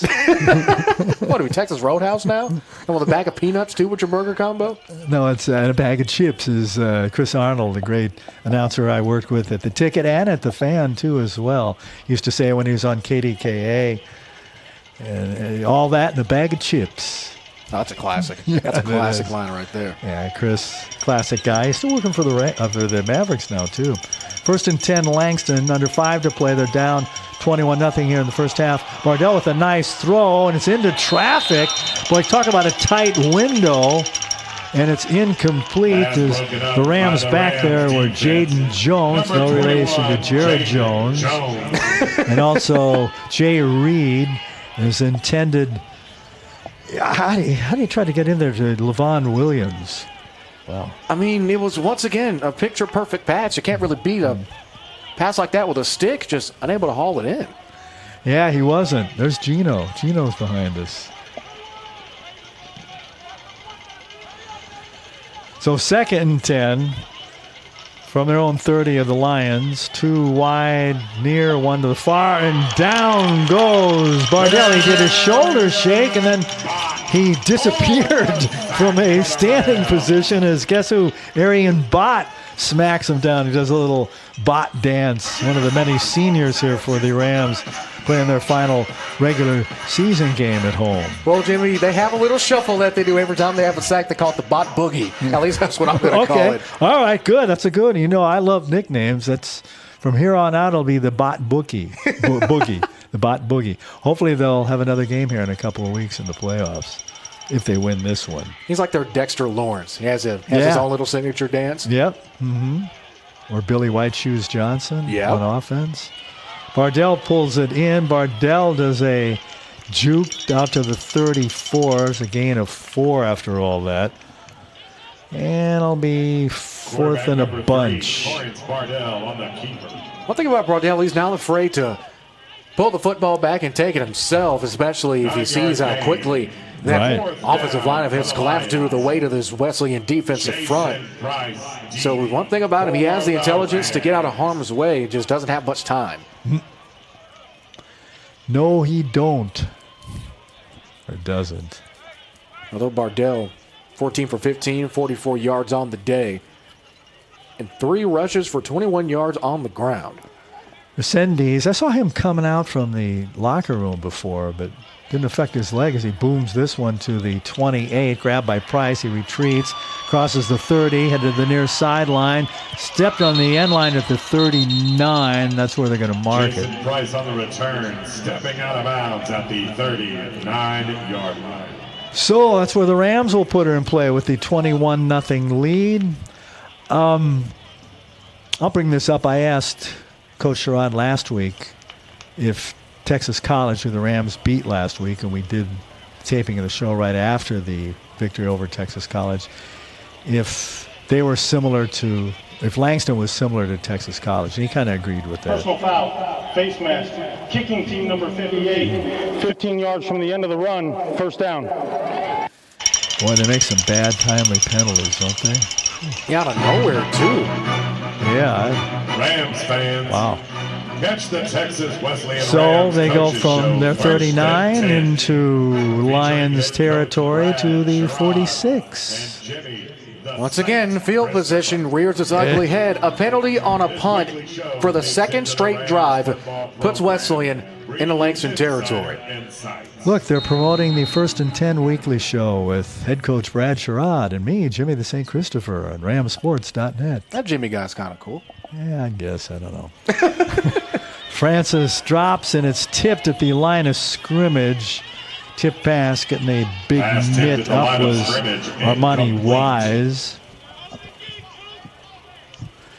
Can't give you a height or a weight where he's from, but because we don't have any.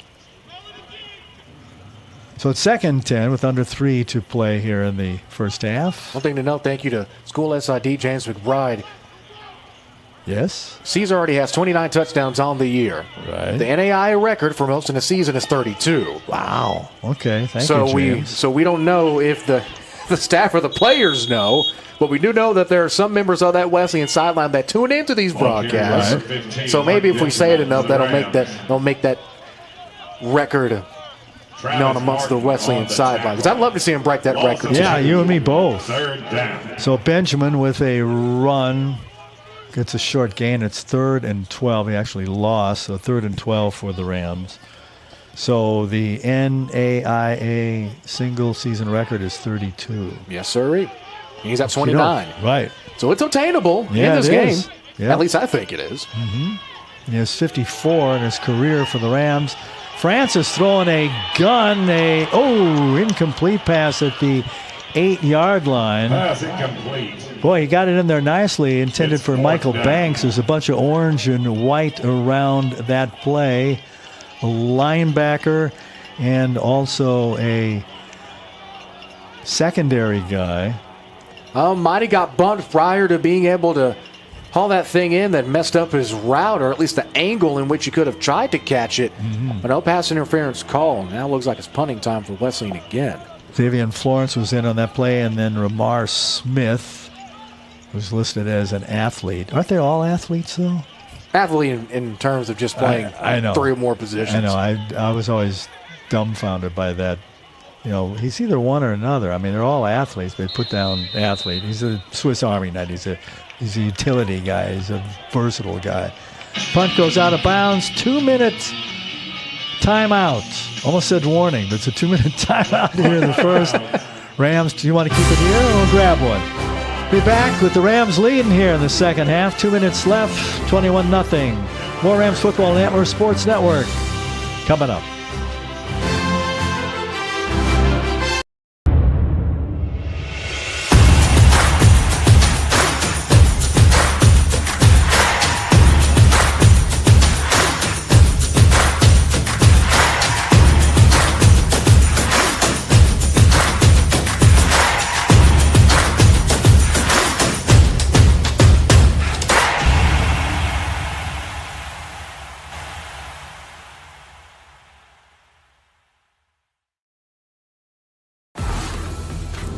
The Ford Explorer SUV is loaded with tech. There's a redesigned interior with a standard 13.2-inch touchscreen housing the Ford digital experience, and a series of speakers, seamlessly integrated into the dash with the available B&O sound system. There's also driver assist tech to help you feel more confident behind the wheel. The Ford Explorer, America's all-time best-selling SUV. Having fun here at the Crowley ISD Multipurpose Stadium. Just a gorgeous second Saturday in November. Jenny the St. Christopher, Jaron the Boost Jones of the Antler Sports Network. You're watching the Rams build a 21-0 lead with 2 minutes left here in the first half. On Senior Day, a whole scat of seniors. Before the broadcast is over today, we'll run through those seniors that are playing in their last regular season game here. 1st and 10, empty backfield. Bardell pulls it in and runs it a bunch to the 49. Picks up 19 yards on the run. We said he had a nice run earlier. We said he has good feet. There he is again, the leading rusher for this Langston line offense. We'll get his full stat line in a quick second. Empty backfield, typically for Langston, at least on film, it's either a draw or simply just a straight-up go ball. And they go empty again. A little complete pass over the middle at the 45, and then diving forward as they are in a hurry was Braylon Hood, Gerald Martin on the play. So another first down. They get it to the 38. Ball near the near hash, going empty again now. And all these plays called. Just go with the empty backfield. You go. Somebody go, and I'll try to find you. And that little skinny post intended for Levon Williams, incomplete. Now second down coming up after that big play. Chance to kind of slow down a bit. Bardell, 4 carries for 40 yards. No touchdowns yet, but the way he's been running the football so far today, wouldn't be surprised if he found the end zone once or twice. And he had that perfect pass going the other way in the first frame. But had Allen, two that's perfect right. passes. Yep. Dropped by, the touchdown pass that would have been was dropped by Allen. That one complete. Boy, he threaded that nicely in between a couple of banana shirts. And now giving up the ball quickly as he lays there, as the aforementioned Kevin Allen. He is motionless on his side, going from the 7 to the 9-yard line near the far hash. Well, he got popped. He did. grab a break. We'll be back. No, maybe not. He's back up. Okay, he's up and off. Up and off. Maybe he just got the wind knocked out of him. Boy, it was a nice completion between two Ram secondary guys. One thing about Bardell, we've seen it all game long. He's not afraid to let that thing fly. France has been the same thing. Both these quarterbacks have been slinging the rock with absolute ease. Now it's just up to the receivers to haul it in and help their quarterbacks out. Yep. Coach Morgan will have Bardell back next year. He's just a junior. He's got a gun though. Yeah, he does. And quick feet too. The ruling on the field is a first down. All right, thank you, Red White Hat Mania. So $1:11 left here. It's 21-0 Rams. Langston with the ball at the Ram 13. First down. They can get another first down, obviously, to the 3. They're going empty backfield as they have this drive. It seems to be working as they threaten now. Bardell, 3-step drop over the middle. I'll go this way and you throw it the other way. Incomplete to Rorick Hawkins, it looked like. Sur Hill linebacker stepping back and getting in coverage. We rarely see that. But in this short yardage situation, understand need all hands on deck. The Langston Lions threatening the most that they have pretty much all game long, especially if they want to keep the shutout. Correct me, that was Martin, Gerald Martin, the wide receiver. Boy, and he was cutting toward the goal post and was throwing 5 yards to his left. So 2nd and 10 out of the empty backfield. 3 wides near to the far side. Bardell says, the heck with it, I got to run. He does. 5, 4, 3, 2, 1. Put up 6 on the board for the visitors from Langston with 51 seconds left here in the first half. They get on the board with the big run by Bardell. He said he's good with his feet. He proved it there. He just went basically untouched into the end zone. I told you Jimmy is as tricky as he is on his feet. You can only expect to be a matter of time until he reaches the end zone. Just did there. The Lions finally on the board. So let's see if Resendez can kick the extra point with 51 seconds left. Snap back, kick, good pressure by Morris, but to no avail as it goes through and true. So 51 seconds to go in the first half. 21-7. Rams have their lead shaved by a touchdown and an extra point. We'll be back with more Rams football on the Antler Sports Network after this timeout.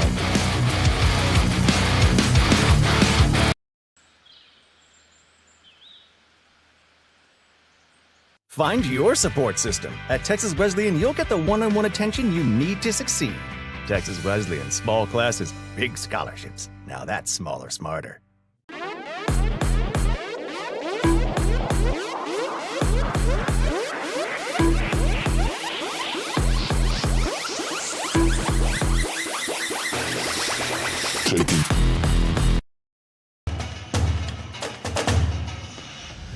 Back at beautiful Crowley ISD Multipurpose Stadium on a beautiful Saturday afternoon on the beautiful Antler Sports Network. I'm the beautiful Jimmy the St. Christopher next to the beautiful Jared Moose Jones. It's a beauty today. You're too kind, Jimmy. You're too kind. It's a beauty all the way around. Hey, we're two beautiful tourist guys, so what can I say? Yes, it's beautiful all the way around, especially if you're a Rams fan. But if you're a Langston fan, you have hope because they just scored a touchdown. Nice run by Bardell, the quarterback. 18-yard run by Bardell. He's good with his feet. And he had a touchdown pass that was dropped by Allen in the first frame. And he's got that gun of an arm, too.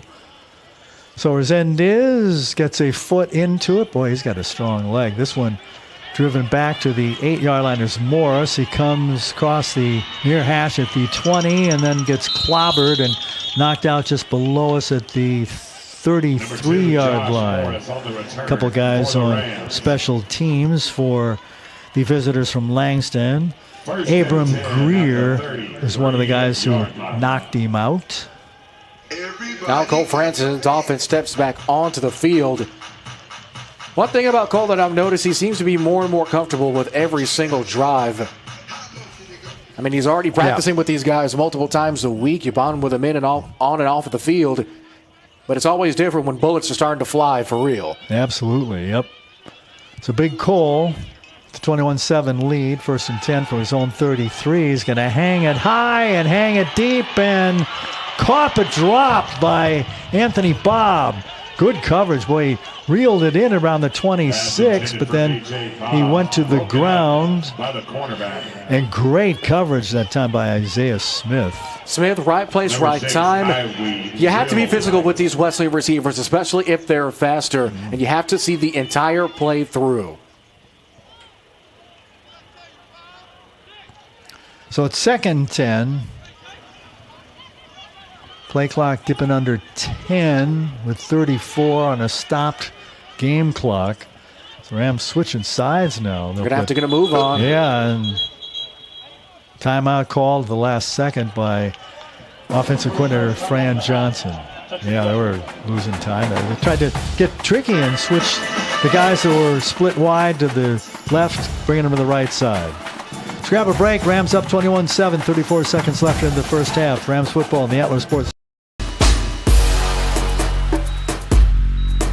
We heal. We produce. We discover. We nurture. We show out.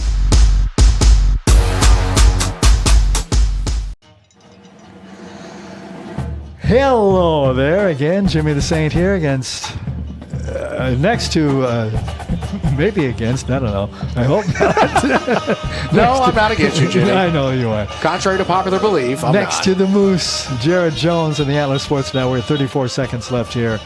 In period number 2, Rams 21-7 leaders and with the ball at their own 33 on a 2nd and 10. They've had 2 Ernie Caesar touchdown runs and a Francis close run, and Cole throws it complete to aforementioned Caesar at the 27, and Caesar will get escorted out of bounds at the 40-yard line. Taking him out was Travis Martin, the DB. Gets out of bounds. Yep.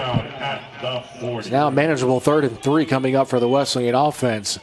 Still not in Langston territory, though. So the question is, you try to just go for the home run ball and go for 6, or get in field goal range and use your last 2 timeouts? If you're asking me, do I have a choice? I don't, but if you're asking me, I'd go for the bomb. Why not? Oh, you know. 3rd and 3, because if it's incomplete, if they don't get the 3, and they're going to throw, and it's a first down completion at the 46-yard line. Taken out of bounds is Bob to the 46. That's good. So they get more than the first down and into Lions territory. Still 22 seconds left, and again, Jimmy, 2 timeouts in your back pocket. Now you're in Langston territory, and you're pretty much playing with house money. So the 2 reserve quarterbacks for the Rams, Cade Gordon, and also wide receiver Byron Thomas. And running back Ernie Caesar. Let's not forget. Yep. We've seen him throw a pass. He's 100% on the year. They hung the plays out, but Fran Johnson called, and it's picked, intended for Bob at the 12, and it's picked off, and then losing it as he was running around on the 5-6 yard line and recovering by the Langston. The fumble was recovered by Xavier Florence. All right, let's try to break this down once again. As I look at it on the big board. Initial pick by the Langston Lions. They go the other way. However, making the tackle, T.J. Curtis, and stripping the football out. Schneider almost fell on it. Martin picked it. Man. And then they were scrambling for it. Crawling for it was Isaiah Smith. He couldn't get it. And then falling on it was Xavier Flores. Jimmy, I thought I saw you in there picking up the football at one point. I felt like I was there just trying to call the darn thing. So 7 seconds left after all that. So barring a miracle here, the Rams won't score. Well, we've already, just a play ago, we saw something quote-unquote unforeseen, so maybe? I was going to say, barring a miracle or something more for unseen. Looks like Langston's going to talk things over this possible final play. And let's grab a quick break while they do that. 21-7, 7 seconds left here in the first. More coming up on the Antler Sports Network after this.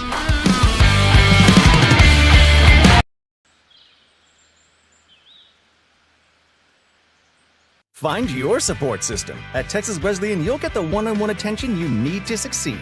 Texas Wesleyan, small classes, big scholarships. Now that's smaller, smarter.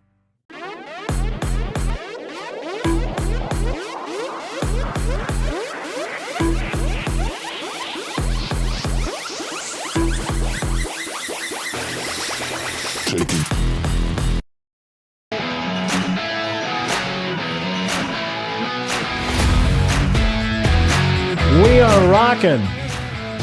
We being the Saint and the Moose. They down on the field being the Langston Lions, who have the ball with 7 seconds left at their own 14.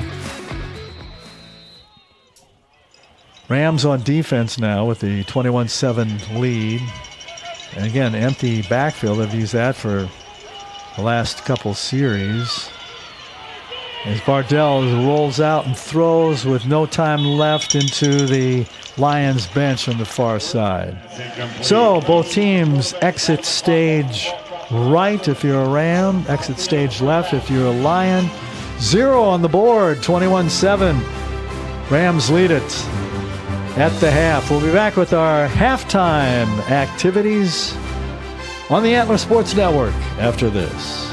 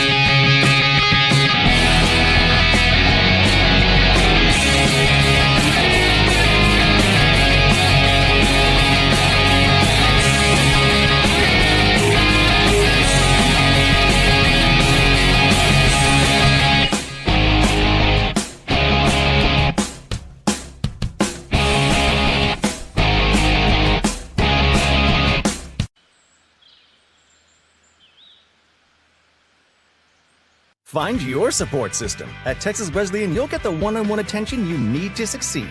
Texas Wesleyan, small classes, big scholarships. Now that's smaller, smarter.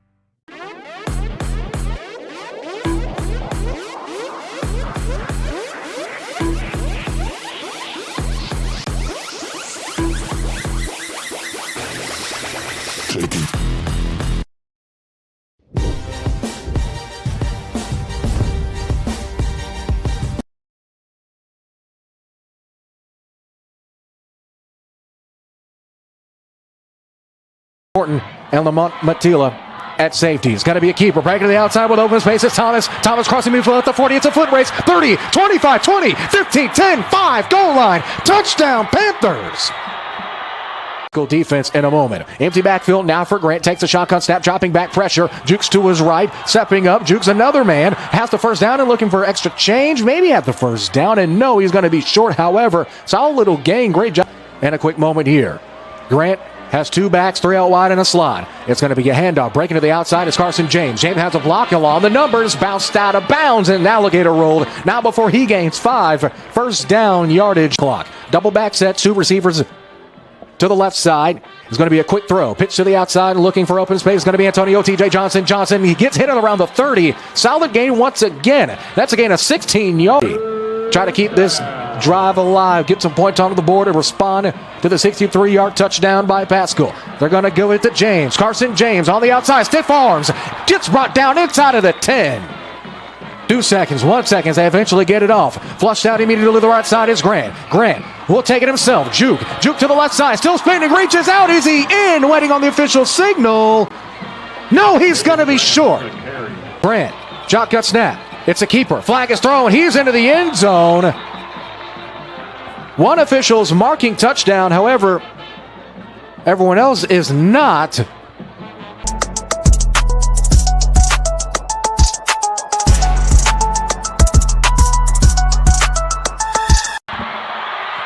Back after the break, officials getting it going early. At wide, 2 slots. 4:48 and counting. Fakes the toss. Flushed out to the left. Heights defender on him. Sidearm throw. It's caught. Caught across the 30-yard line and stepping out of bounds after hauling it in is Mike Guerrero. Right of Grant. Grant takes the shotgun snap. Immediately drops back. Screen set up and it's hauled in. Looking for open spaces. Going to be TJ Johnson. Johnson gets first down yardage. Gain of around 14 will move the sticks. First score of the game, both teams have seemed to have settled down as this is going to be Carson James again. Ball comes out. Did he get it back though? It's still loose. Gets picked up by Heights. Heights still has it.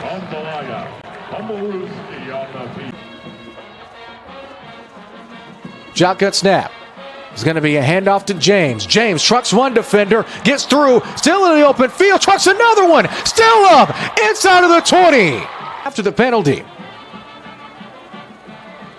They're going to hand it off to James. Smart decision making there into the end zone. 6. Touchdown, Heights. And Heights sitting at 3rd and 4th respectively. Well, 2nd and 3rd respectively, that is. Breaking down the sideline, looking for open spaces is going to be Grant. Grant still up, pushing forward. That's James, excuse me. First down yardage against Grapevine. That game of the first quarter. 2nd and short after the run. They get it to James. James on the sideline, puts his head down, breaks a tackle, and pushes forward. Gain of 6 will move the sticks. First down, 2nd down now. Joel to the hands. Triple option, ball comes out. Pascal says they have it. Waiting on the official word. Panthers celebrating, and it's Pascal football. At the half. We'll have a preview of tomorrow's broadcast on ASN2. More on that in a brief moment. As breaking to the outside, looking for spaces. Davenport pushed out of bounds before crossing the 40. And LaRedSend.com/CFB for details. Stepping up into the pocket, looking is Thomas. Thomas thought he wanted to have a man in the flat and throw, but instead he's going to call his own number. Breaking another tackle at the 40. Still up at around the 37-yard line. 1st and 10 after the big-time run. Markham at the 35-yard line. They hand it to Dean again. Dean to the outside, has a block. Huge hit. Trading paint with him is going to be Christopher Wrighton Jr. 4 out wide and a single back for Thomas. Thomas flushed out, spin to the left side. Looking, it's got a man. End zone. Oh, it's incomplete. Also led on the ground with 5 rushes for 59 yards and 2 more touchdowns. So here's 1st and 10. It's Thomas. Faked out every Navy uniform in the building. Touchdown, Panthers. Hills, we'll get to that score in a moment. Big 3rd down coming up. Inside of 2.5 minutes. Shotgun snap. There's going to be a handoff. Stood up, breaking 1 tackle, breaking 2, but not breaking the 3rd. However, does get the 1st down. Grant dropping back. Flushed out to the left. Jukes to the right. Spins left. Looking. Running throw into the flat is picked off, intercepted. Pascal football, and that is how we will end the first half. 5 and counting left. Quick throw, it's caught, complete. At the 40-yard line, at the 45, now at the 50, stepping out of bounds at around the 48-yard line. And a huge play on 1st down to move the sticks. Now coming up on 1st and 10. It's a handoff to Hayden. Hayden, great juke to the left side, has 1st down yardage and looking for more. Gain of 14. Big 1st down run. Now on 1st and 10. The high student section growing in noise now. Fade ball back in the end zone. It's caught! Flag is thrown! Touchdown Heights! Now dropping back is Thomas. Thomas evading pressure. Throw. Has a man in the flat. It's hauled in by Davenport. Davenport steps out of bounds into Heights territory. Davenport on the reception. Gain of 18. It's Killingsworth. Thomas rolls out. Has time to throw. Almost intercepted, but caught. Caught it along the 25, getting pushed out of bounds. James blitzed. Screen pass. Turn around. It's caught. Into the open field is Mackie G. G brought out of bounds at the 15. Mackay G on the screen. Switches G over to his left. It's going to be an option. Keeper, throw, into the flat. It's caught inside of the 10. Reception made by Mike Guerrero. 6.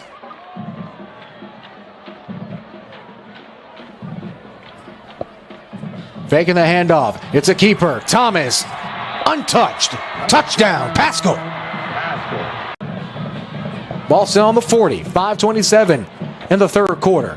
It's a handoff to Hayden. Hayden bursts of speed right down Main Street and into Pascal territory. Wouldn't be a surprise if Heights keeps it on the ground and uses this entire third quarter left, and maybe not, as the open field at the 20, inching forward for extra yards is Caden Grant. As now Grant looking, steps up, has a lane at the 10, 5, one more man to beat, touchdown Heights! Shotgun snap, delayed handoff, Thomas drops back, Scott Tevis has first down yardage and more, gain of 5. Flag is thrown after the play, though. Down. One slot receiver, 2 bunched up at the top of your screen. Faking the handoff is an option keeper for Thomas. Thomas breaks one tackle, has a lane, has a block upfield at the 5, brought down at the 6-yard line. Second down and short coming up. It's a run, it's muffed and stuffed well into the backfield. Loss of around 5 or so. Coming up with 7:15 left. It's an RPO. Juke spins, brought down by the turf monster, as well as number 55, Dylan Williams.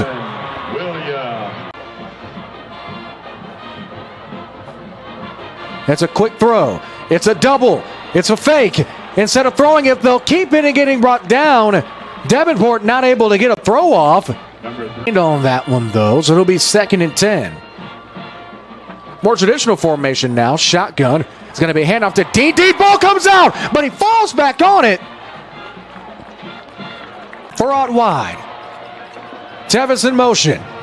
Thomas under pressure. Rolls out. Throws. Across the middle. Caught. No, he jumps it. Incomplete. Shotgun snap. They hand it to James. James breaks one tackle, 2, 3, 4, still up, but eventually gets Alligator rolled down for a gain of 8. They were unable to stop him on third down last time. Well, they were able to. Snap is bobbled again. It's fallen on. Pascal has a couple defenders back there. They eventually bring him down and caress him out of bounds. Thomas under pressure. Sidearm throw. Intercepted. Heights football. It's picked up in around midfield. Brian Hollins. Do it. Congratulations to the Arlington Heights Yellow Jackets. Our final score in the Battle of the Bonfire. Heights 28. Pascal 23.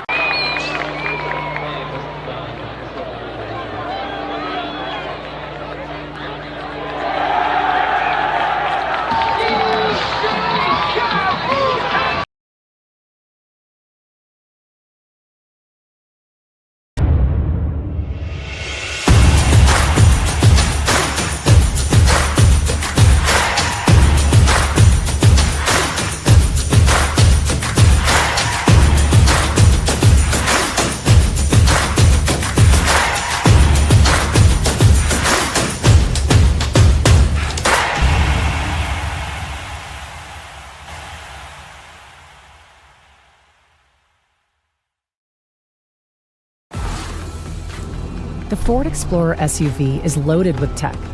There's a redesigned interior with a standard 13.2-inch touchscreen housing the Ford digital experience, and a series of speakers, seamlessly integrated into the dash with the available B&O sound system. There's also driver assist tech to help you feel more confident behind the wheel. The Ford Explorer, America's all-time best-selling SUV. Senior Day halftime festivities going on here at halftime.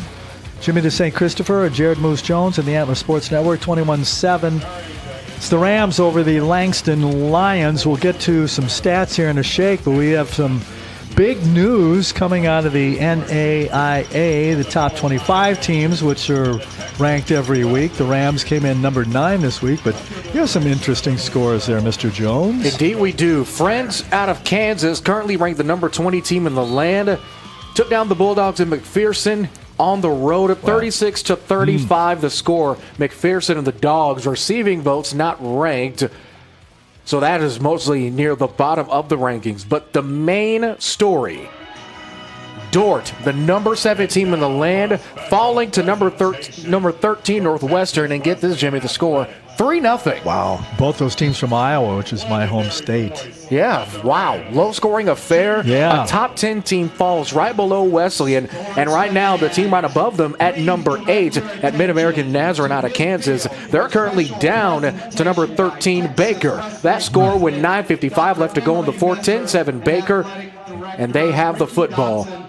Wow. And you said before, as Joe Prudhomme, our friend and former head coach here, who built the Rams from nothing, suffered through a couple really bad seasons the first 2 years, but the last 3 seasons prior to this year, they, were winning teams. They won, although they shared the Sooner Athletic Conference title those last 2 years before this year. But Coach Joe, down with President Messer and Ricky Dotson, the athletic director, being honored here at halftime as our special guest. Anyway, as you said, which might happen, Jared, the Rams might find their way to a top 5 position with all these upsets, teams above them. And they might be able to if Mid-America falls and Dort's already lost. That's 2 teams out of the way. Right. So at worst, they could possibly move up to the 7th spot. Right. Morningside, we're looking to get a schedule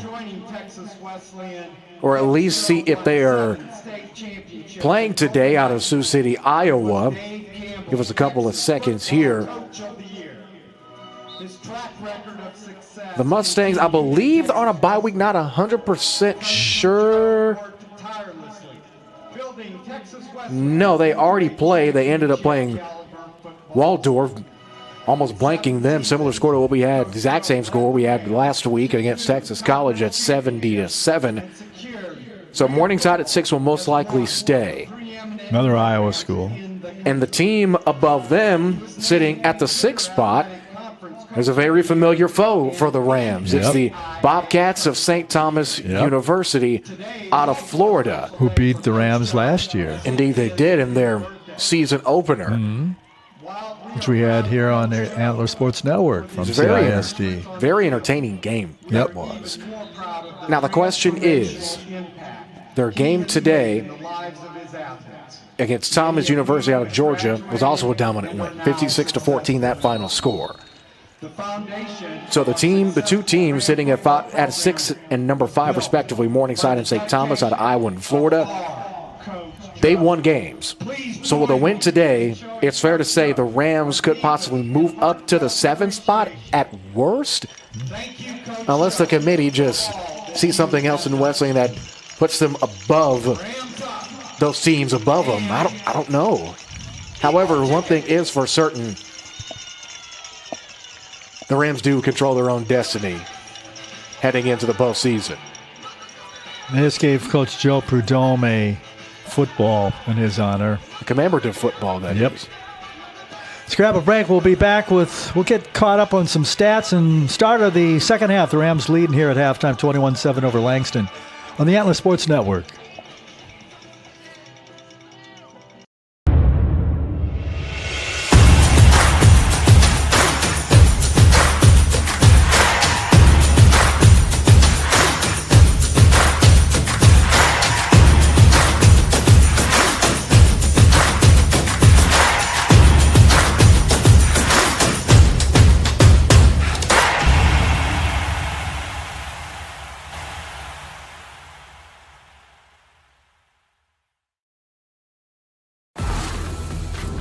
The Ford Explorer SUV is loaded with tech.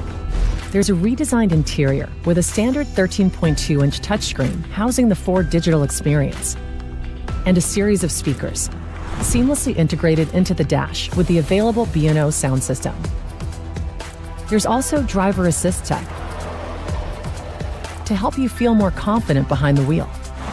The Ford Explorer, America's all-time best-selling SUV.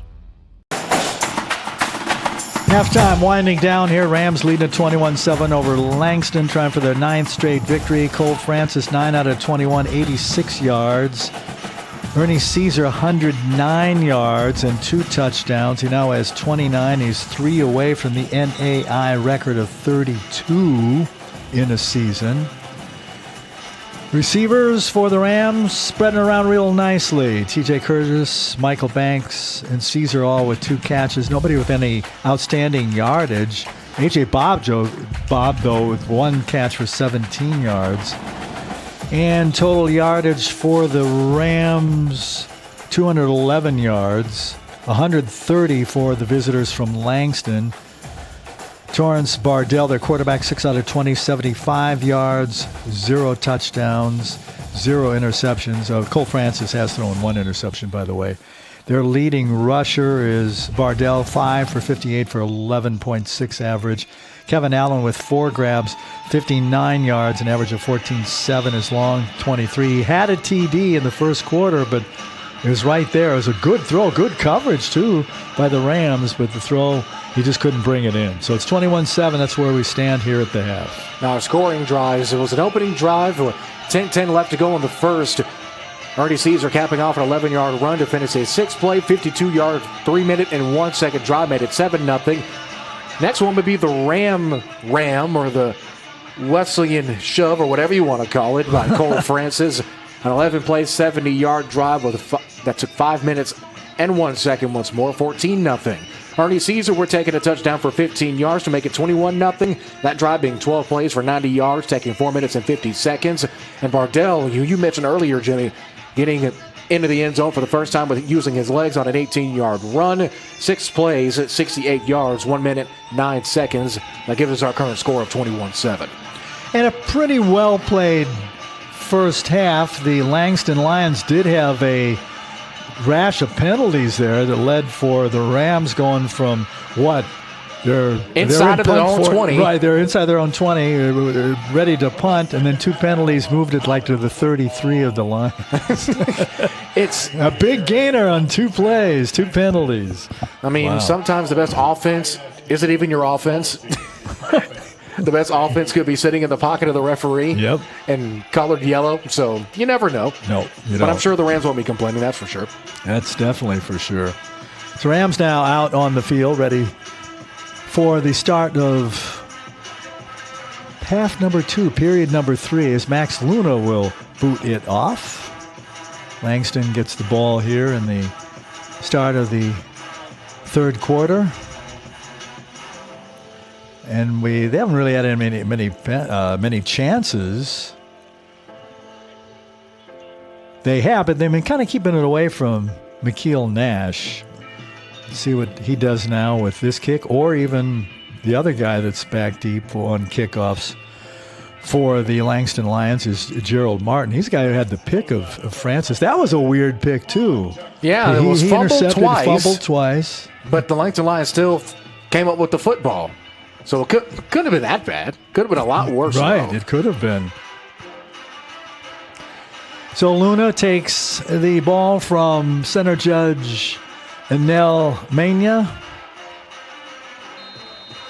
and he's ready to boot it off to either Martin or Nash, or deep for the Langston Lions, ready to receive the second half kickoff. Down are the Lions, 21-7. As the shadows starting to creep in here at SISD, a short pop over kick. Martin has it at the 21, and he fights to the 33-yard line. The return for Langston, number 25, Gerald Martin. Opening drive coming up for Langston. One thing to note, By 37, Zaire that first half, well, the back half of the first half, specifically the second quarter, is where Wesleyan started to get their consistency back on third down. At one point, they were worse than 25%. Now on third downs today, 6 of 11, Langston 2 of 7. Right, yeah. And we know how important third down is for the Wesleyan offense. Big time. As Langston will put it in play now from their 32, far hash. 2 receivers to the large part of the field, the near side. The man in the slot right. First handoff comes right for just a yard to the 33-yard line. Nice defense by the left side of the Rams defensive line. David Hall on the carry.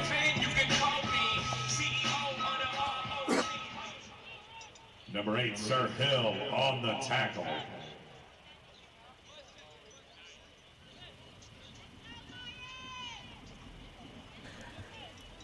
And I'm here. Thought for a second there I was fading quickly, but I got choked up from some of that halftime pizza, which I never eat, but I was so starved today. But that's a different story. 2nd and 9. Ball from the 33 for Langston. Handoff. Juking and jiving out to the 35 with a gain of 3 yards. Nice stop by Dalen Rogers as Kenny makes the tackle of running back David Hall. Another big third down coming up for Langston. We already mentioned how important third down is. And this is typically where teams start to falter against Wesleyan. Coming out of the halftime break, I don't know what happens or what gets said, but it seems to be after that third quarter on that opening drive, no matter who has the football, it starts to be the beginning of the end for teams that come into Crowley. I'll ask Coach Sherrod today when we take 1st and 10 about that. Let's say at the start of the third quarter as Bardell rolls on a 3rd and 7, throwing long and way out of bounds. And he was trying to lead Ivory Wheelwright, but passes way out of bounds. It was beyond that white portion of the sideline even. So incomplete in a 4th down punting situation for Langston. All right, 4 and out. Time for your defense to trot back onto the field. A defense that's been on the field a very long time. In terms of time of possession, Wesleyan dominant so far. Yeah. 17 and a half minutes for the Rams, 12 minutes and 37 seconds for the Lions. Yep, they sure have. And like you said, over first downs, too. 15-7 there in that first half in favor of the Rams. So their Swiss Army knife as far as kickers goes, it's partially blocked. I think a hand was gotten on it by the Rams running through to get a mid on it was Jaden Jones, and that's the kick, and it goes out at the 47-yard line of the Rams. So a good field position for Texas Wesleyan. First time they get to touch the ball here in the third period.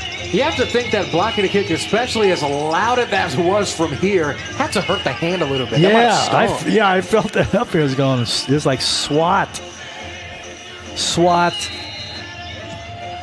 So Cole Francis, let's see what the Rams do with good field position. With 13:07 to play in the third. Caesar with the ball, running left, breaking a tackle, line of scrimmage, and then moving down into Langston territory before he's finally shoved out at the 35. Pickup of 18 for the great Ernie Caesar. All right, and here we go. That running game is starting to roll just like they were at the latter part of that first half. Remember, Jimmy, when this game began, Langston looked like they were going to be able to contain Caesar, and there's Wesleyan rushing attack. But as getting into the second quarter, and as that quarter went on, that seemed to be more of a formality than anything. He's up to 127 now for the game. Remember, 3 touchdowns for the record. Yeah, exactly. Caesar has it this time, a shorter game, but still he's just, for his size, he's just so strong and powerful, and it takes 2 big guys to get him down. One of the big guys was Armani Wise.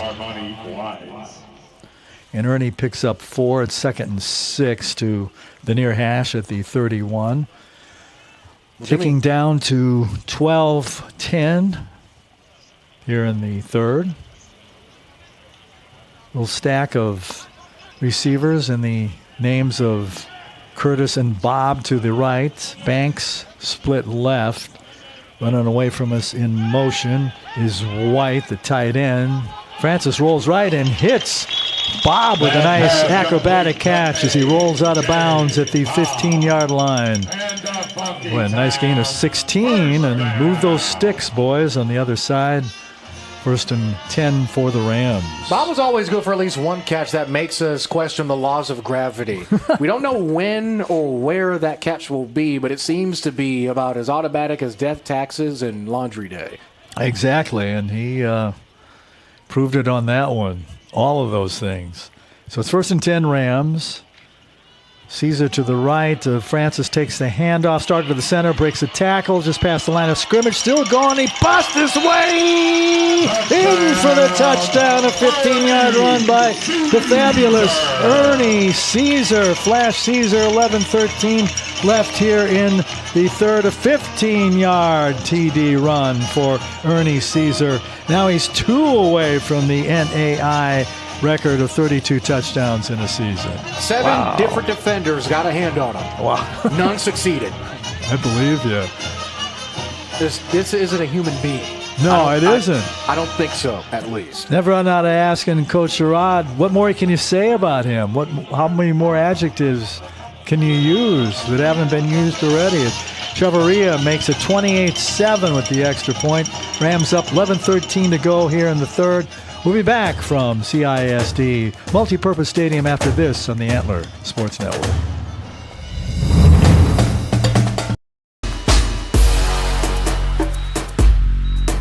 We heal. We produce. We discover. We nurture. We show out.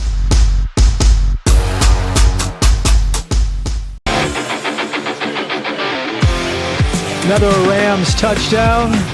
Lano scored by number 3, Ernie Flash Caesar. 3 TDs for the great running back of the Rams. He's just too short now, the NAI season record of 32. Kicked off by Luna. Goes to the far side. Martin fakes a pitch and will cut back to the middle of the field. He'll faked a bunch of Rams out on special teams. He gets out to the 42-yard line. A big collision there. Number 21. It's all a fake toss we've already seen more and more in football as the years have gone on. A little bit of extra trickery on kickoffs, on kickoff and punt returns. This time might have gotten Langston a couple of extra yards or 2 on that one. Yeah, exactly. It's a big hit, a crunching hit. Good field position, though, to 41, their own 41. Trailing now by 21 again, 28-7. They're still in sunlight. The hash mark over toward us here in the press box is out from goal line into the end zone to our left to about the 35 in shadows now as Bardell throws past that shadow area. 1, 2 flags, 3 flags come down. Anybody else like to contribute some laundry on the incomplete pass? I wish I had a flag. I'd throw it too. I feel left out. I don't know about you. Incoming. Here comes the yellow flags. Is our head referee, the white hat, Daniel Mena.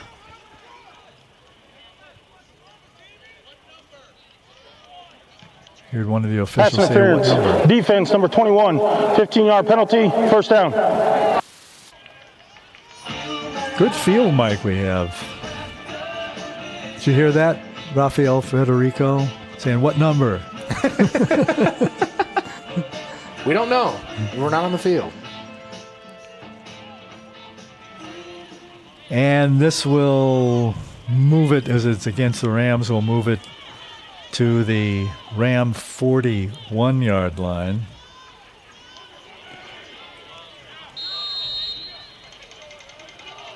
Bardell, arms high, long snap. We have movement, right side jerk, so false start. That would have been for the slot guy, Devon Williams. It's number 15, 5-yard penalty, first down. So Williams moves him back 5 with his flinch.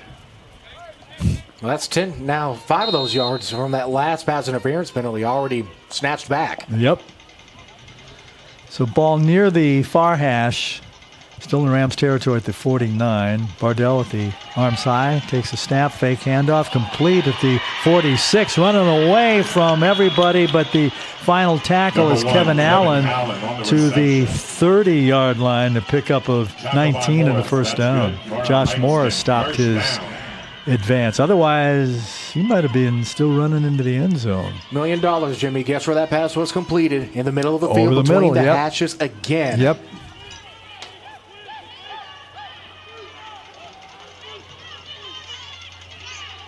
So 1st and 10 at the Rams 30. Bardell from the far hash. Handoff, he started right, and then he took a quick foot in the ground and went left to the 26. Hamilton on the carry, and he gets it to the 27-yard line. It'll be 2nd down and 7. Well, Jimmy, that last play prior, back on 1st down and long, that was the 3rd pass of 15 or more yards that was caught across the middle against this Rams defense. Okay. So that's almost 60 or so yards, knocking on the door, 60 yards, simply giving up across the middle. Yeah, you've been making that point from the get-go. Indeed, I have. Yep. Handoff on the 2nd and 7, starting left and then going back to the right and just getting a couple to the 26-yard line. There's Hamilton again. He's an interesting first name, D-A and apostrophe M-A-R-I-Y-E-A. Damaria Hamilton. 3rd down and 6 for the orange and white clad Langston Lions. They have it the Rams 26. Going to hit the 9-minute mark left here in the 3rd in a shake. Rams protecting a 28-7 lead. Bardell straight drop back and Ball came out. It did. Big hit in the backfield by the Rams defense. Yeah, and busting through to get him for the Rams was Ike Bogan. Thankfully, he also had help, too. Thankfully, we have replays so we can take a second look. Looks like it was batted down. What kind of a deflection / sack / tackle? It was made by Sir Hill. Sir Hill. Boy. And that'll be marked as a loss now, 4th and 12. Yeah, comes all the way back. The 1st down line is the 20. They're at the 32, so obviously they're got to go for it. Bardell flush out of the pocket, rolling right, throwing, and it's tipped and darn near picked off by the aforementioned Sir Hill at a pick 6 last week as he puts the saber back in the holder. So 4th down, turn it over and downs through the Langston Lions. And all set up by this play once again. Was 3rd and 6. Hill pretty much untouched going right down the A-gap. Coming up with the hit / deflection / catch / I don't know, some of everything. Forcing them to turn it over on downs. The Rams get the ball back. Multi-slashes. And they'll send Michael Banks. He'll go far right. Cole Francis at quarterback. And he's done well in his first official start. 10 for 22, 102 yards, and interception, though. He has. Handoff coming left and breaking out to the 40, crossing the 40-yard line, going out at the 49-yard line.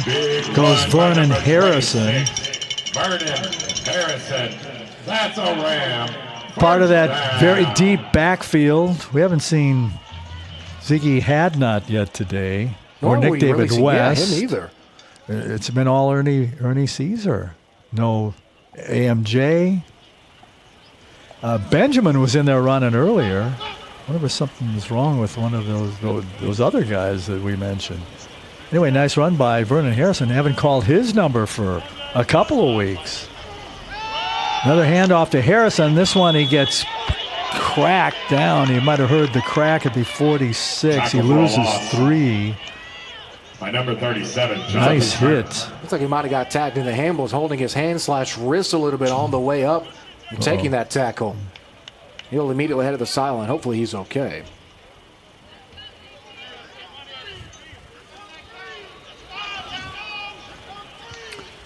So it's 2nd and a bunch for the Rams, 2nd and 13. Jonathan Turner on that hit.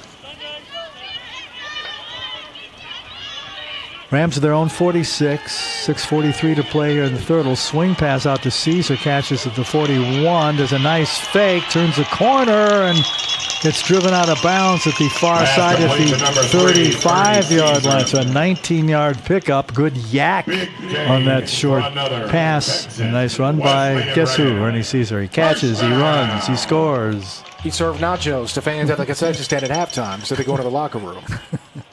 No, you didn't see him. Instead of going to the locker room, you went up on the catwalk. I thought I saw number 3 over there. I thought it was somebody with the Ernie Caesar jersey on. I guess it was him. So the Rams, another first down as we're going down to 6 in about 10 seconds here in the first half. Flinch on the right side, but no encroachment. Caesar has it again, running right, running left, and to the 32 he goes. Ernie Caesar for a short gain. Second down. And remember, this started ominous with the no gain, and there's a run by Caesar, and then in the second series of downs for the Rams earlier today, the Rams had a negative yardage pass to Ernie Caesar. So he does lose yards. I mean, once in a very great while, he's held to the 0 gain or no gain. Fake handoff to Caesar. It's an end around coming this way, crossing the 30. Bob, 15, he gets smacked out. He stepped out at the 15 before he got smacked out. So, but A.J. Bob with a nice pickup on the end around, 17-yard pickup. A little bit of razzle-dazzle about the Rams. We don't really see too many trick plays. No. But when we do, they work. We saw the Philly special last week. This time a little end around, getting well into the red zone. So as we're nearing the 5-minute mark, Rams 1st and 10 from the Langston 15-yard line. Ball on the near hash. Caesar in the right pocket now of Francis, claps his hands, fakes the handoff to Ernie. It'll come back route to Banks, and he gets smacked at the 7-yard line. So pickup of 8 will be 2nd and 2. Tackled inside the 10-yard line. Second down at the 8.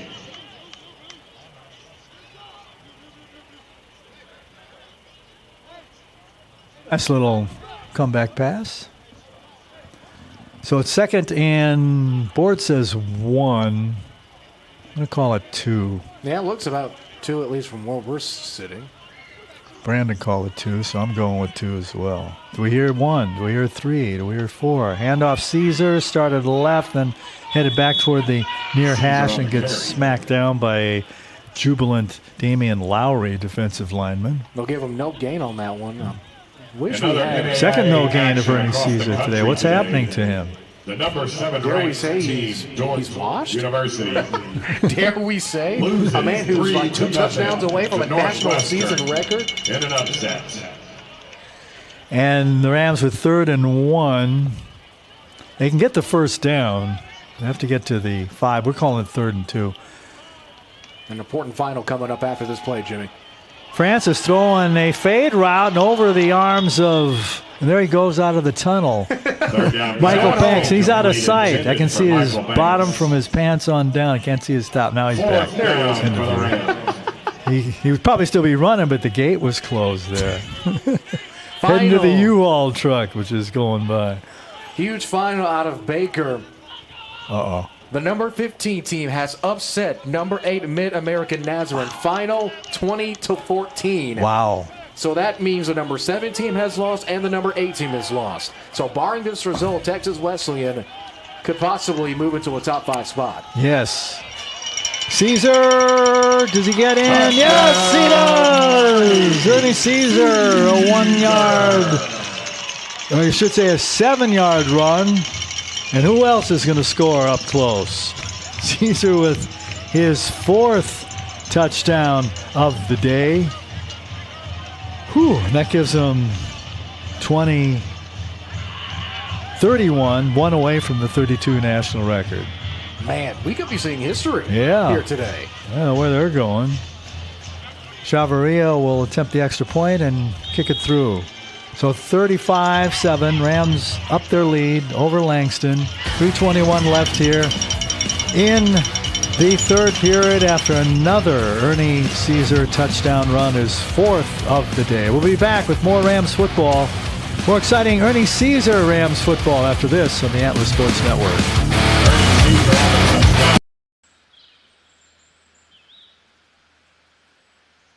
Find your support system. At Texas Wesleyan, you'll get the one-on-one attention you need to succeed.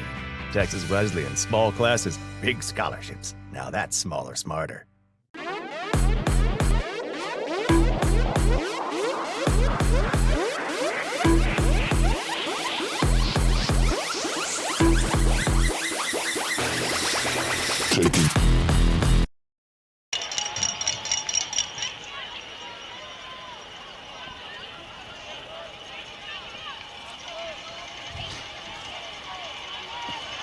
Back in Crowley on the Atlas Sports Network. Another Ernie Caesar touchdown run that goes to the 26th, the kickoff. 7-yard line. So that's where Langston will put it in play. But more importantly, Caesar now with 4 rushing touchdowns today for Ernie Caesar. He's one away from the national NAIA record of 32 in a season. He still has 3:21 left here in the third, the fourth quarter, and next week's game. I don't think he'll need the next game. No, but the record he'll set will probably be, I don't know, maybe somebody will get it down the road, but maybe. Only time will tell. It's just if he breaks the record and extends it, I mean, that's a lot of touchdowns. Holy smolians. He came in with 52 in his career, so give him 56 in his career. And the first play from scrimmage, going off left, breaking a tackle, and then getting stopped at the 34-yard line. A couple yards short. Rams are saying they recovered a fumble. Put some They're glasses still battling on for it. The bottom of the pile. Tyler Travis. Tackle by Morris. And it looks like it's the officials talking it over. No, not at all. They're just going to. Ruling on the field is the runner's forward progress was stopped. Okay, so Tyler Travis's forward progress stopped. No fumble. Pickup of 8, 2nd and 2. Travis still there and running back. He's now to the left of Bardell. They send a man in motion. That's Allen running toward us. Bardell's pass is tipped by a charging Josh Morris. Pass deflected by Josh Morris, I think he might be getting a star here real quick for maybe player of the game on defense. Definitely so. He's gotten some of everything. We've seen swats, we've seen deflections, we've seen it all. Morris already has 4 tackles, 2 solo, 2 assisted, as well as a tackle for loss. So the kid's done it all so far today. So 3rd and 2. Ball at the far hash for Langston. They trail 35-7, 2.5 to play here in the third. Fake handoff. Bardell runs and gets cut down after a pickup of 4. Gets to the 42-yard line. And up off the bottom of the stat, Daniel Bolgan. First down for Langston. He's been relatively quiet in the second half. Yeah, he has. After a solid first half. Has 4 tackles for, as well as 3 assisted and 2 TFLs. Arian Bott notably has 4 tackles total with 3 TFLs. I can't read because there's bad print and I can't read the names. I'll take your word for it. Thank you. So a whistle for the snap. False start. False start. Offense number 77, 5-yard penalty. First down. So they whistle that on Marquette Seaton, reserve lineman. 77 on the back of the, in orange on the back of the white uniform. Makes it 1st and 15. Backed it up now to the 32. They have to get out to their 47. And it's picked off, thrown right into the arms at the 43. Coming this side, 35-30, near sideline. Shoved out by Josh Morris, and that does it. He's my player of the game on defense. We still have a quarter to go. That seals the old it. pick deep in their own territory will do it every time. That seals it. Do you take my word for it now? I guess you don't have to read the stats. No, I can't read because it didn't print the names. Well, leaving no doubt there with the interception. I guess I could look at. I still can read numbers. I just can't read names. We don't need numbers to see that. Rams will get the football at the 22-yard line. Field position once again prime for the Rams, and Caesar's back on the field. Yep, he sure is. And again, his next touchdown would tie the NAIA record of 32 touchdowns in a season. The buck 24 left here, and frame number 3 in motion goes Banks. Handoff going left. Ernie Caesar, does he have that tight touchdown? He does! 22 yards out. The buck 16 left. Clock still running. They finally stop it at buck 13. And the 22-yard scamper, Ernie Caesar, his 5th touchdown on the ground today. Gives him 32 on the season. That ties the NAIA record of 32 in a season. Still has a buck 13 left in this in the fourth quarter. And remember, they got a game next week, too. Yeah, so fair to say that record is going to be a little bit tougher to break. Still with another whole game to go. And Chavarria adds point number 42 for the Rams. 42-7 Rams over Langston. Buck 13 left here in the third. Congrats to Ernie. And still has a long way to go to establish a record that who knows how long that'll be taken to be broken. More Rams football coming up on the Antler Sports Network after this.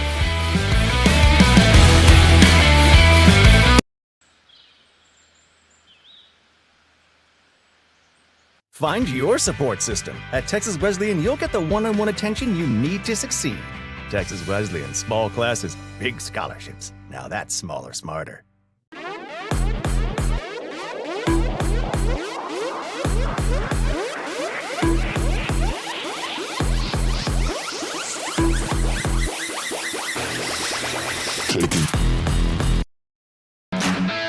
So it's 1:13 left here. In the third period, Ernie Caesar rumbles, slashes in from 22 yards out. There's 5 touchdowns today. Is 32 in the season, tying the NAIA season record for rushing touchdowns.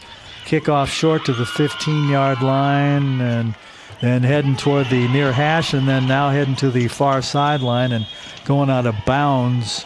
And a final score on the run and return was Rorick Hawkins. 15, Baker, Kansas, 20. And the number 8 team in the country, Mid-America Nazarene. So Mid-America Nazarene, you hear, goes down number 8. They already 2 major upsets of number 7 and number 8 in the NAIA today. So, as you heard Brandon Carpenter say, that's 2 major upsets. The 7th and 8th teams in the NAIA go down. Rams came in, and we say that because the Rams came in at number 9. They're on the way to their 9th straight victory. So, Mid-America Nazarene, Kansas goes down. Langston with the ball, handoff, cutting left. It's Tyler Travis. Number 0, Ashali goes out of bounds. With the tackle. Cannon on the tackle. 2 yards. They lose 2, so it'll be 2nd and a dozen. Final 45 seconds left here in the third. Sorry. Cannon with that now leads all active players on both teams for most tackles. Has 6, 3 solo, 3 assisted, and 2 TFLs. He's been magnificent today. He has been. So maybe we'll have co-defenders with Morris and Cannon. I don't know. I think the timing on Morris alone earns him player of the game. Yeah, I agree. Barring something miraculous. Bardell throws. Bardell throws at the feet with a flag down at midfield. Jaden Jones on coverage. On the play. Receiver was Levon Williams, tight end. That's about the 4th or 5th time they've thrown passes. Pass interference. Defense number 21. Ball be placed at the spot of the foul. First down. So Jaden Jones with the interference call. But isn't that like 4 or 5 passes that Bardell has thrown wide or over or just It looks like they're running the wrong patterns. They're not on the same page. I'm not 100% sure if that could have been classified as a catchable ball or really if his route, unless the officials are giving the reasoning that the route was disrupted. Thus, I guess you can say, yeah, grounds for a pass interference. So after the PI, it's a 1st and 10, pass complete and getting tripped up into Rams territory. Charlie Cannon. There he is again. That's 7. Uh-huh. Still not the same timing as Moore, so he's going to have to work harder than that. He tripped up Hamilton, the pass out of the backfield. And that will wrap up the third quarter. Let's do period number 4 coming here in a shake, shall we? It's all Rams now. They lead at 42-7 over Langston on the Antler Sports Network.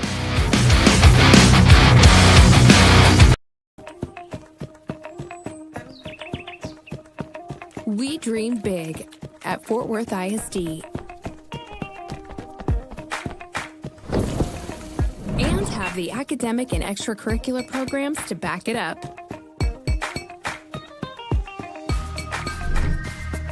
Reach for it and dream big. Choose Fort Worth ISD.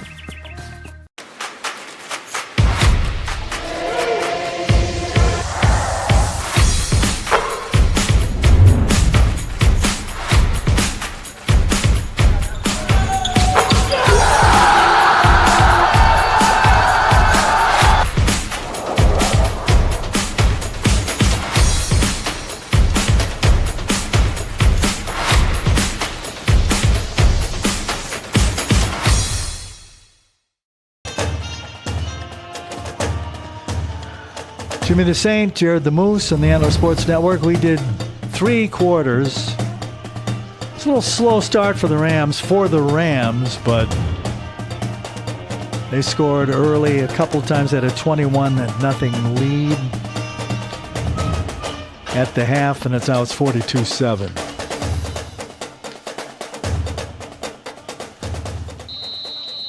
As we embark on period number 4 here, Rams up 42-7. Langston with the ball in Rams territory, near hash at the 44-yard line.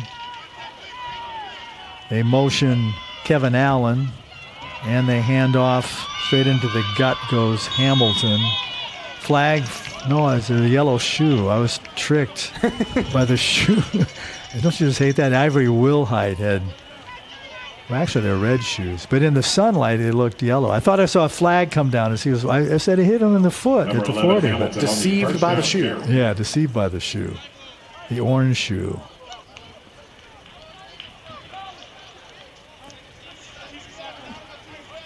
Anyway, with the clock moving under 14.5 now, it's 1st and 10 from the near hash at the 41-yard line. And there's a flag. I actually see a flag, Jared. There it is. No shoes. No shoe this time. It's number 61, 5-yard penalty. Still first down. That moves him back. Assimi Alsimi, one of the linemen. Cool name, Assimi Alsimi. That is a cool name. He gets pushed back. Langston gets pushed back because of his infraction. It's 1st and 15 now. Still in Rams territory at the 46, nearing the 14-minute mark here in a few ticks. Rolling right, Bardell throws back across, complete. Von Williams. Ball comes out. Looks like it almost did. Wow. There's Hamilton. Number 5, Smith on the screen pass. One thing to know, don't know if we'll have this or not. Caesar has 5 touchdowns on the ground. Record for most rushing touchdowns in a game is 12. So I don't know if we could see 7 touchdowns, 8 touchdowns in 13 minutes and 27 seconds, but you never know. That was a fumble, by the way, but it was recovered by Hamilton and Langston. 2nd and 5, Bartell, quick throw and turning without the ball in his midst. That's the old, it's not in my hands, but I'm going to turn my eyes away from the play without the ball against me. Levon Williams, incomplete pass. He, the intended receiver.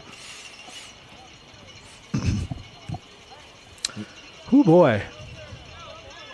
Just for some extra context, for some NAIA rushing records, most carries in a game, 92, set back in 1989.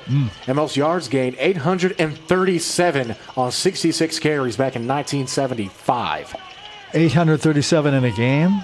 In a game. By one team? By one player.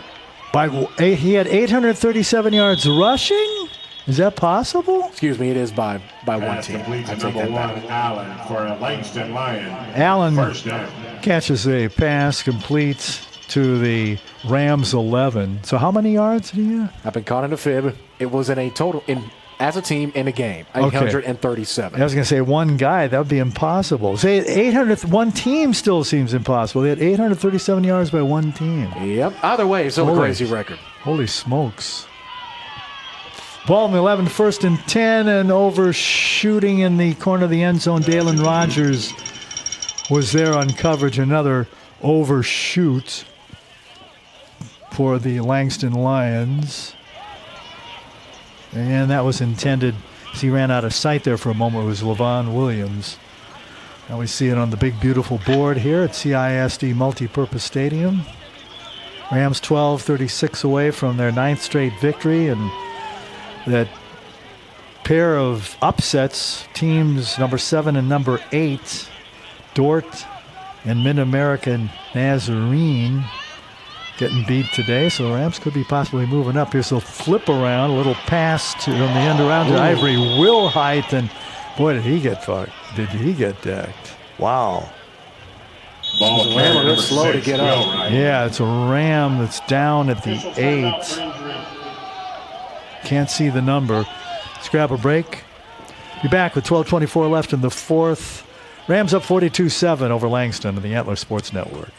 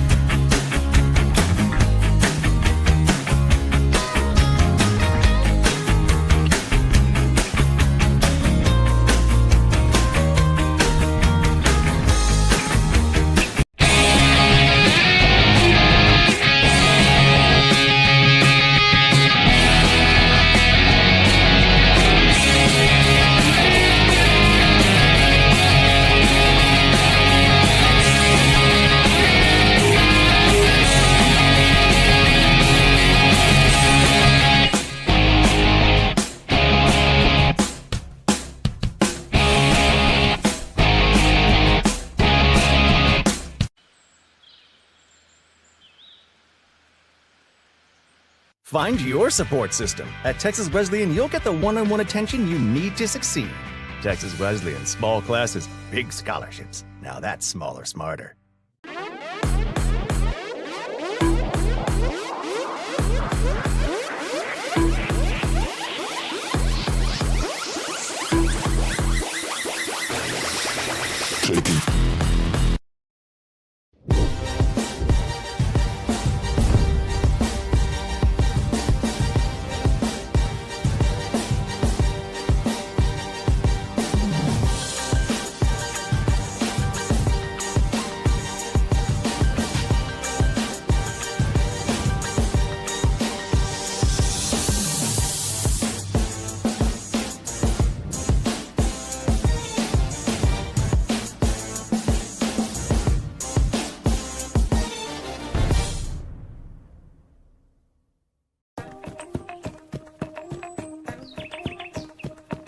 We dream big at Fort Worth ISD.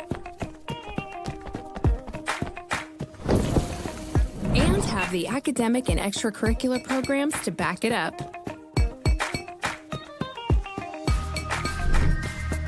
Reach for it and dream big. Choose Fort Worth ISD.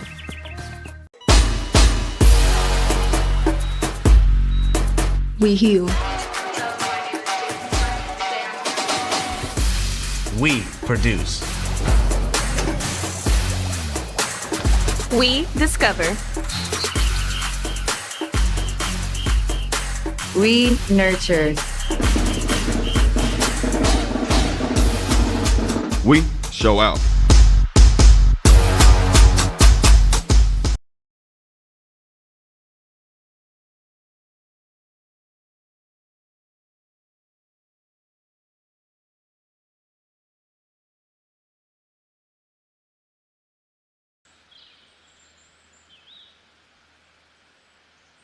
Find your support system. At Texas Wesleyan, you'll get the one-on-one attention you need to succeed.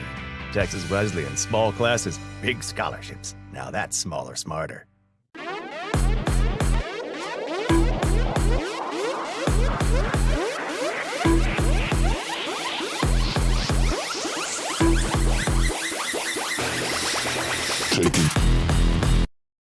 Back at CISD Multipurpose Stadium in Crowley, Brad Sherrod walking with two trainers along with his senior secondary player and just all-around really nice, cool guy, Jay Reed.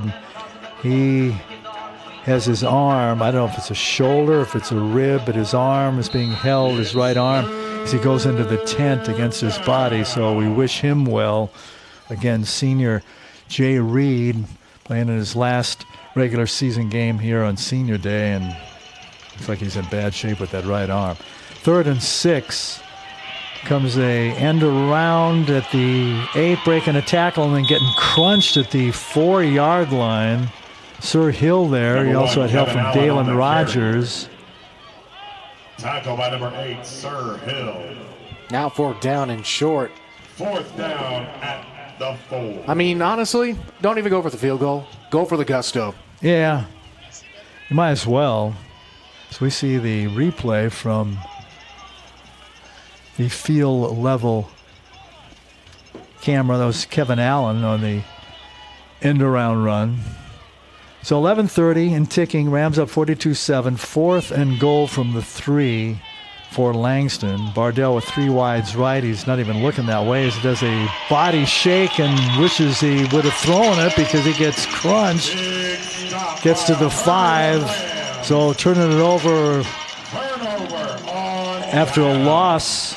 Actually, they picked up 1, got to the 3. So turn it over and downs. Langston is what I'm trying to say. So the Rams, a long way to go, but they have a big lead, 42-7, as they'll put it in play from their own 4-yard line. And more importantly, Jimmy, on record watch, Ernie needs one more touchdown to get the record. That's right, he's already tied it. So Yep. he's in the book. Now just needs a touchdown to be on top of the book. And he's going in. He was late going in. I was thinking he's not going to go in, but I guess he was talking to Coach Johnson or whatever, and they patted him on the back and said, get in there. So Caesar in. I think he was relaying a play to Cole Francis. Caesar standing almost halfway into the end zone is under center. Is an unusual position. A fake handoff by Francis and a complete pass going left out to Cam Chapman, one of the seniors down the far sideline. He gets into Lion territory before a touchdown-saving tackle made from behind on a 50-yard pickup. They're actually 52. They're going to mark him at the 48. Flag is thrown back at around the 30. It is. So this thing might be heading back, but a great play-action fake. Langston defense biting on the Caesar handoff. When Chapman just got hurt on the play after making the tackle, he grabbed his left hip was defensive back Florence. The ruling on the field is a first down. After the play, sideline interference, offense number 15, 15-yard penalty from the end of the run, first down. Caesar also on the sideline for Wesleyan.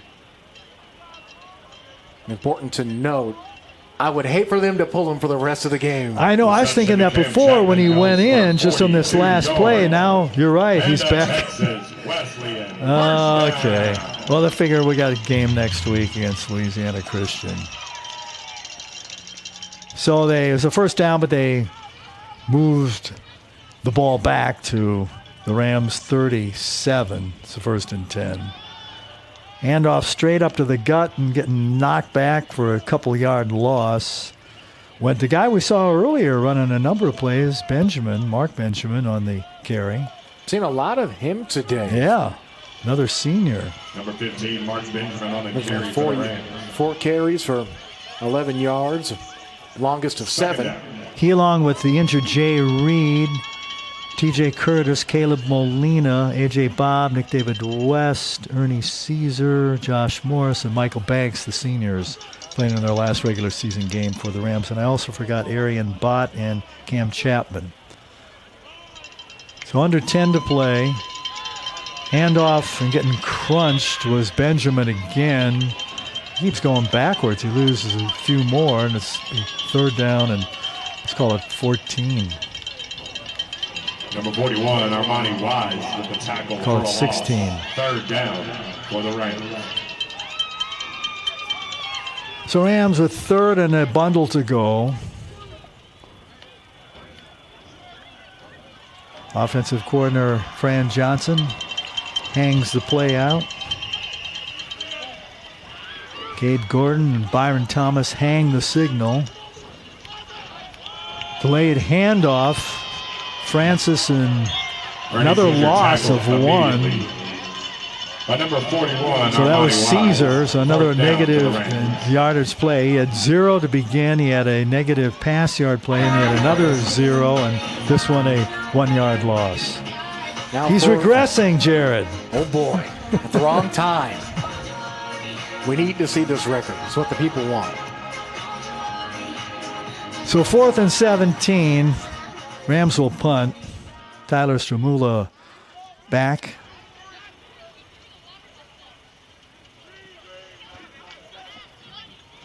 As a knee-high snap, gets it off.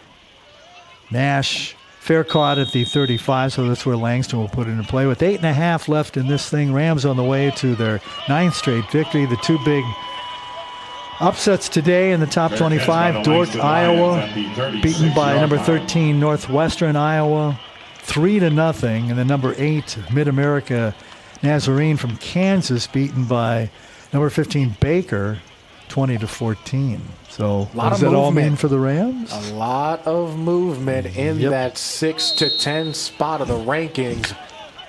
Next rendition of the rankings comes out Monday afternoon, so it should be interesting to see where the Rams fall. Yeah, absolutely. So I think our player of the game, I know who it's going to be.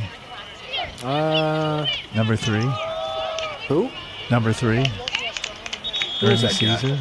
Who is that guy? I don't know, some running back. It's not that good, I heard. I don't have him on my roster. 2-yard gain, 2nd down. Couple yard gain on a run by Langston. His clock moving to 8 here in the 4th. Shadows going quickly as the sun fades behind us. So we are off daylight savings time, so it's getting darker an hour earlier. Bardell rolls, he quickly throws it away, and another one wide of his intended receiver on the far side. Well, he's had a number of those. I'd say at least unofficially a half dozen plays where he wasn't on the same page with his receivers. And the main culprit for every single one of them, Jimmy, they were all on the run. They were all sideways. None of them involved him planting his feet, setting his arm, and that's all thanks to his Wesleyan defensive pass rush.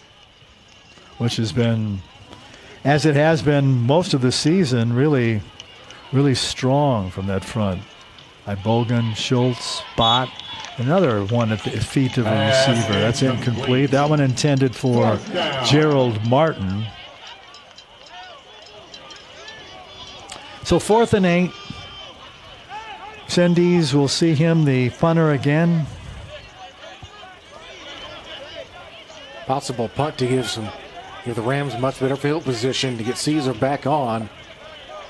Trying to see if we see him going with the next offensive unit. I see him. Helmet's just put coming his helmet on. Yeah, he's just putting it on.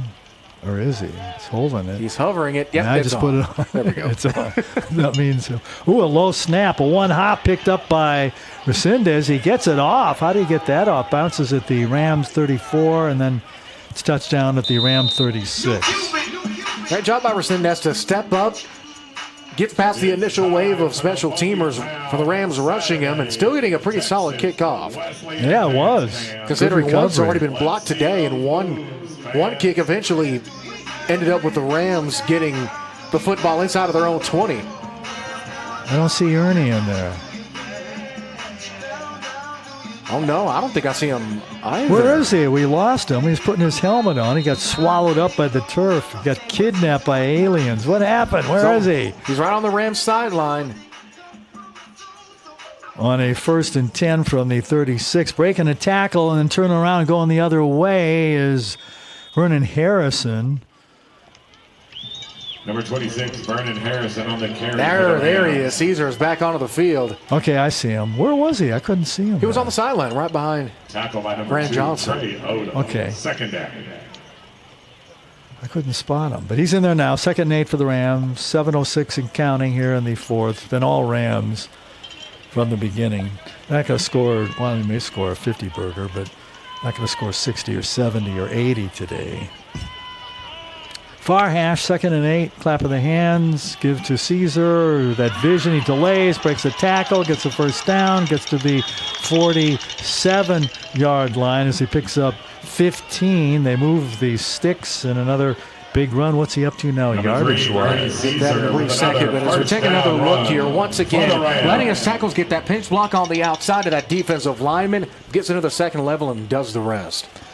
Which he does. But it's good vision, the way he delays and runs and looks for those holes. A lot like, I'm not comparing him with Emmitt Smith, but Emmitt Smith did that. The fundamentals are there. Yeah, absolutely. Caesar, 24 rushes, 192 yards, 5 touchdowns. Well, he's 8 away from that 200. So Francis rolls right. He's going to air this one out. And a leaping grab made by Bob at the 30-yard line.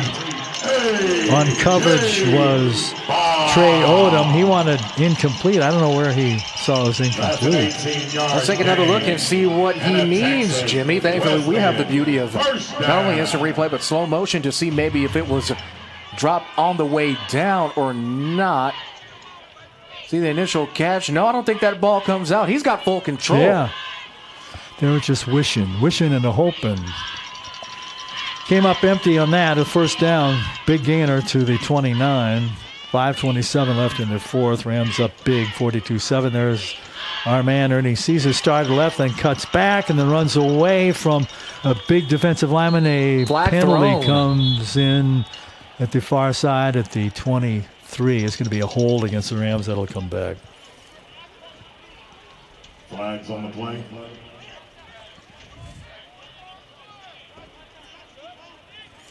Into the fray for the Rams comes Nick David West. We're talking about, where is Nick David West? There he is. No Caesar, though. No Caesar. David West, a senior. Yeah. Holding. Offense, number 16. 10-yard penalty. Play first down. So you heard it. Comes back. Big penalty will move the Rams back. Number 6. It was holding on Bob. Huh. All right. They are backing up. And rewind the clock. It's going down to 5 minutes here in about 10 seconds. Banks will go way out to the left. Curtis and Bob on the big side of the field. That's the near side. No Ernie Caesar. Tight end right. Handoff, Nick David West pushes his way with the right arm to the 30-yard line. Picks up 3. Number 5, Nick David West. No, there's Caesar. There he is back on the field. 2nd and long coming up for the Rams.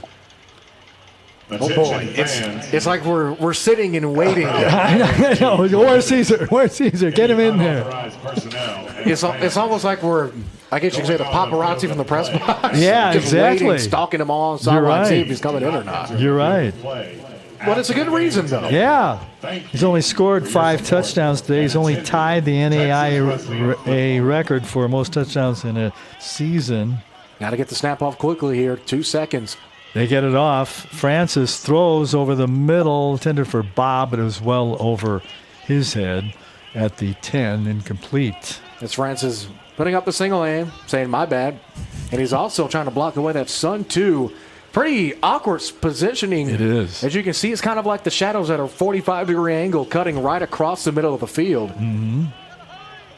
It's understandable why Francis might have a tad bit of trouble getting a good eye on things. Schneider enters the game for the Rams. Bob will go split into that sun at the 30-yard line. Caesar has a slot receiver. So they're not running. They're not throwing it to him. They throw it to Curtis, complete at the 20. And enough for a first down. Yep, they're moving the sticks. 9-yard gain, short of a first down by 1 yard. Wow. I thought he was moving. He motioned. The line just motioned to move the chains. Yeah, I saw him. And they're short, so. 4th and 1.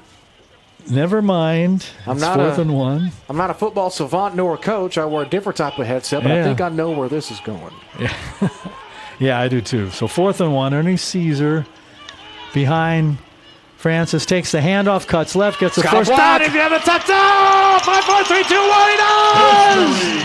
Hang another big 6 for the 6th time today. Ernie Caesar, 3:21 left here in the 4th quarter.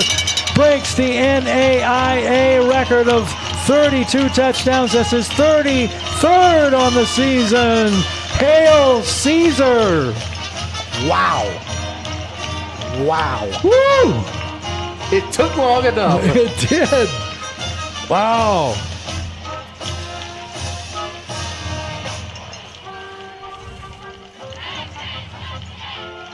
Chavarria boots the extra point with 3:21 left. A record-setting day for the great Ernie Flash Caesar. Scores number 6 on the day, breaks the NAIA record. He sets it himself. So Ernie Caesar at East Chambers High School with the big day today. We'll be back with more exciting Ernie Caesar football. Rams lead at 49-7 on their Antler Sports Network.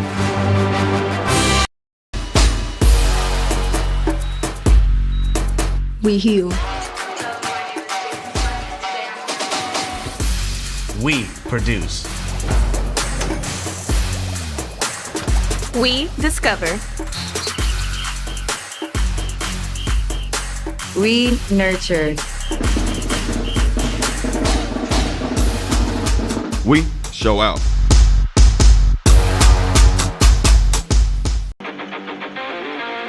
Ernie Flash Caesar, 6th touchdown of the day. 33 on the year. That's an NAIA season record. Kickoff coming and kickoff going nowhere. They got it out to the 25. There's a fumble at the 13. They stumbled for it. Rams are saying they have it. Take another look here at the return to see. Official is saying that Langston recovered. Receiving team recovers the fumble. Yeah. Thankfully, we have a perfect view. 2, 3 Rams possibly had it. Yep, at the bottom of the pile it is indeed Langston football. Wow.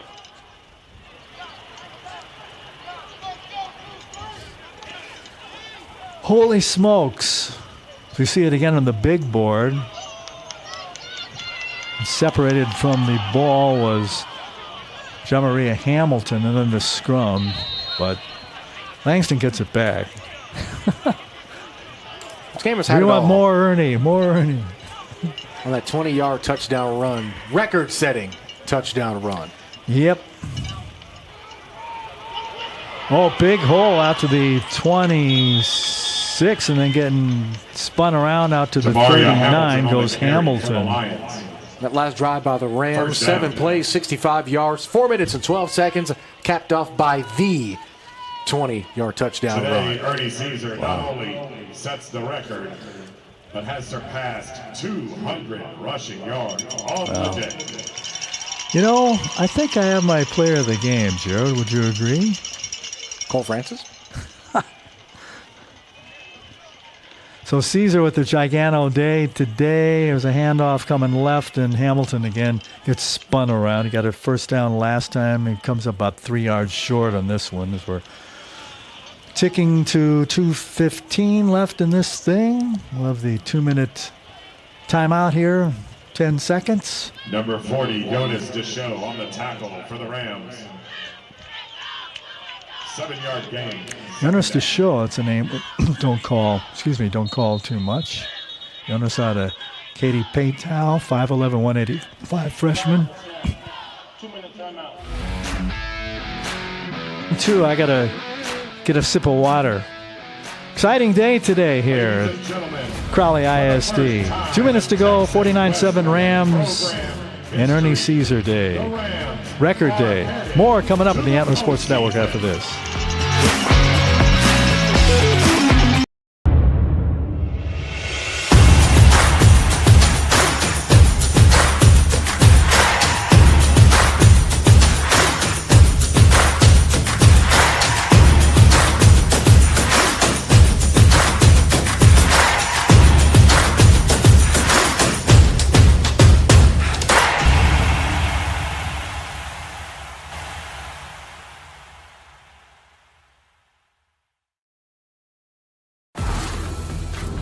The Ford Explorer SUV is loaded with tech. There's a redesigned interior with a standard 13.2-inch touchscreen housing the Ford digital experience and a series of speakers, seamlessly integrated into the dash with the available B&O sound system. There's also driver assist tech to help you feel more confident. Back at Crowley with the Saint and the Moose, and 2 minutes to go. Rams going to be 9-0 here, and a shake as Langston completes a pass out to the 46 to Rorick Hawkins. First down for the Lions. Wow. That's all I can say. So Rams will be 9-0, 7-0 in the sack. They clinched now. Top spot in the sack, correct? Believe so. I'll have to confirm that, but I'm 99% sure. Bardell rolls right, throws, and out of bounds at the far sideline at the 19-yard line. Bardell just, once again, just a little bit too much on that throw. Too much for John Lewis, the receiver. Yeah, he's just... Similar to how Cole Francis looked last week against Texas College. The inaccuracy. The strength is there. Just the accuracy is not there on almost every single throw. So we'll get caught up with Ernie Caesar here.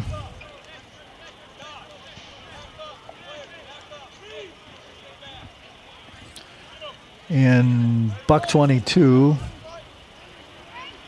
left on the clock here. 2nd and 10 from their 45 of the Lions. Bardell is going for a bomb-o and overshoots Allen again. Allen just drops his hands in frustration. That was a big bomb of 55, but just that time it was overshot Allen. Remember in the first quarter, and I don't know if that had anything to do with the bearing on the game. It did at that point in the first quarter when they overshot Allen in the end zone. So just another frustrating day for a team getting beat by the Rams. The Rams have turned Crowley into an absolute fortress. Oh, they have. Hopefully they'll have another game coming. It's definitely a playoff-worthy facility. Yeah, I agree. I love this place. Bardell throwing. Bardell. Now that one was caught. Boy, miraculous catch. Or is it incomplete? Incomplete. Holy smokes. Let's see that one again. I didn't see the ball come out. As we look now, streaking down the sideline, Bardell rolls out, had his man downfield, was open, just right on the outside of him to his right. Yeah, from my angle, I couldn't see him, and it was in that shadow now, out of the sun. Yeah, he missed by a couple yards. It's a busy day for Octavio Resendez, or Octavio. Both punting and, well, not too much kicking extra points. They have one. Bounces a punt at the 21-yard line. Well, the Rams will most likely take a couple of kneels and Get out of Dodge.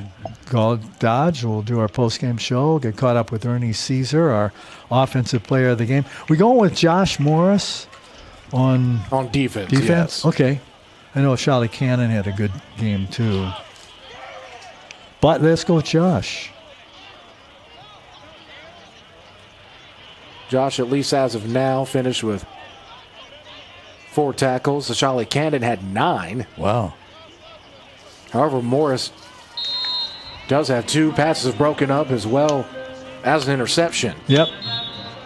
As you said, that interception was timely because we were just talking about that, and he picks it off. So that clinches it for Josh. I mean, taking nothing away from the Rams' defense and his Charlie Cannon in particular, but it's just the timing. Yeah. Mm-hmm. The timing is really what made it. As the Queen song plays in the background here at Crowley ISD, 28 seconds and counting. 3 seconds separating the game and play clock. Yep. There's another knee. And that should about do her. So the Rams with a final of 49-7. They go to 9-0 overall, 7-0 on the sack. They're 6-0 at home. Didn't score their average of 61 points, but they came mighty close at 49-7 for Langston. Langston drops to 5-4 overall, 4-3 in the sack, 2-4 on the road. Big day for Ernie Caesar. We'll get caught up with him. We'll tell you about some big upsets in the NAIA Top 10.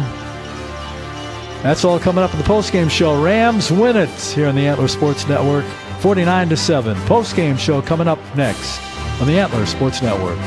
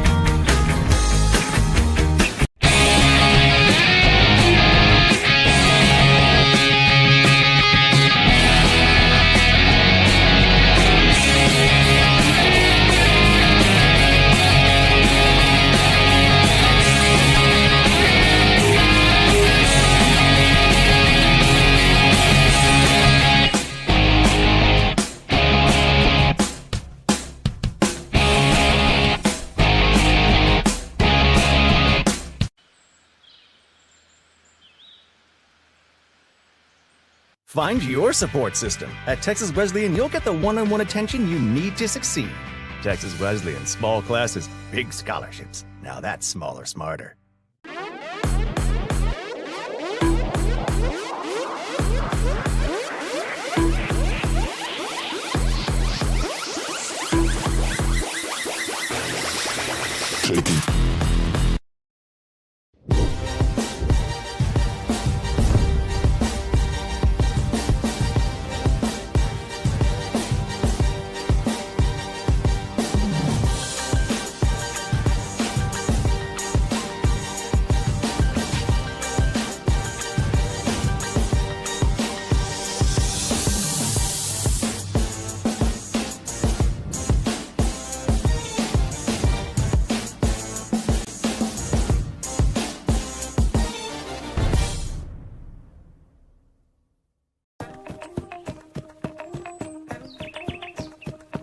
We dream big at Fort Worth ISD and have the academic and extracurricular programs to back it up.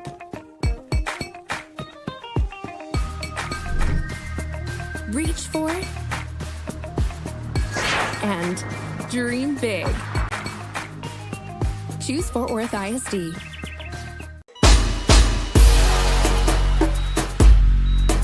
We heal. We produce. We discover. We nurture. We show out.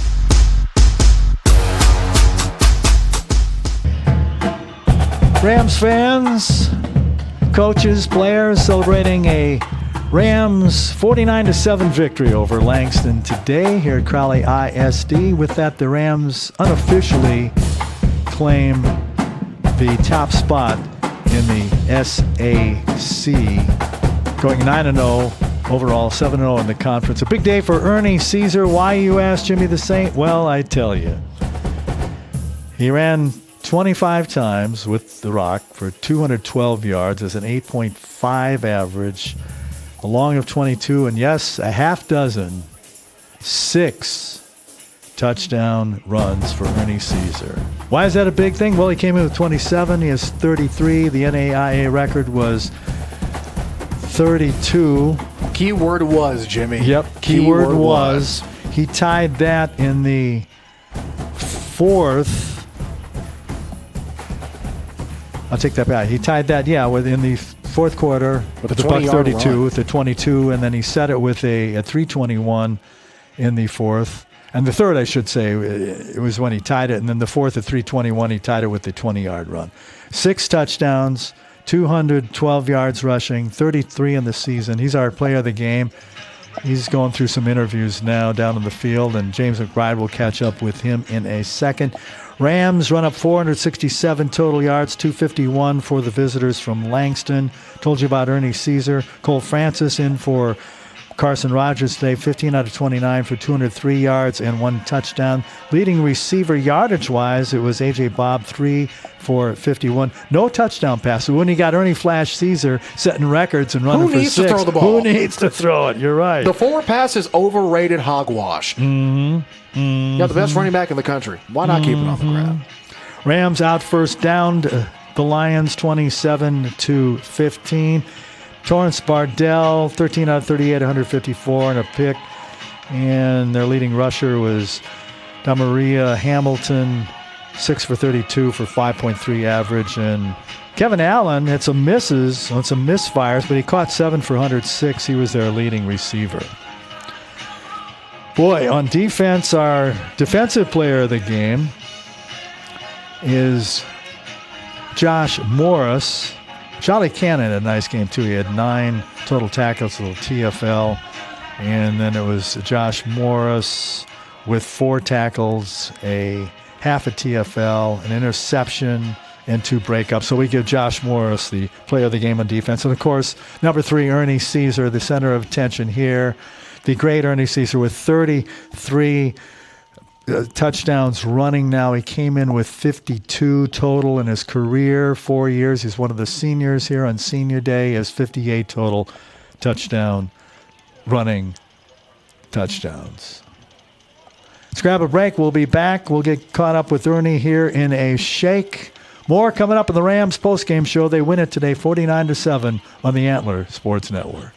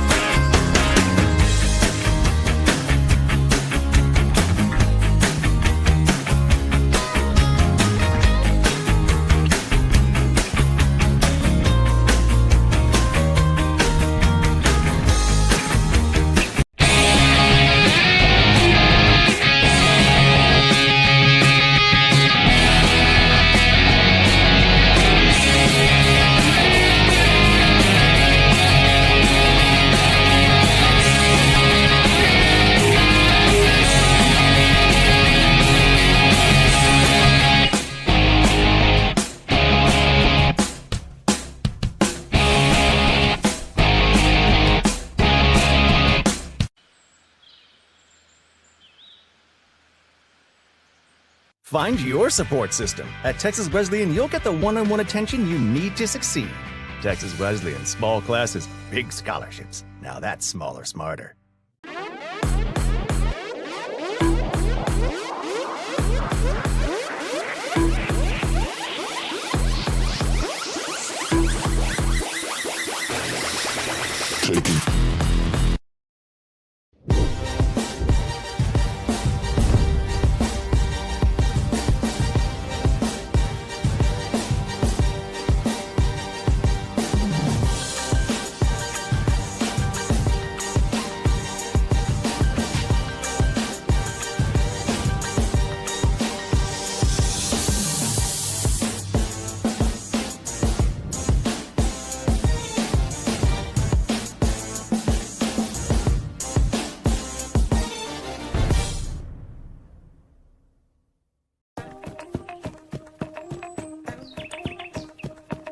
We dream big at Fort Worth ISD.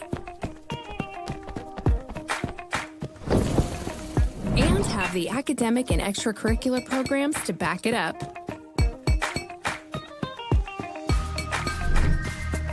Reach for it and dream big. Choose Fort Worth ISD.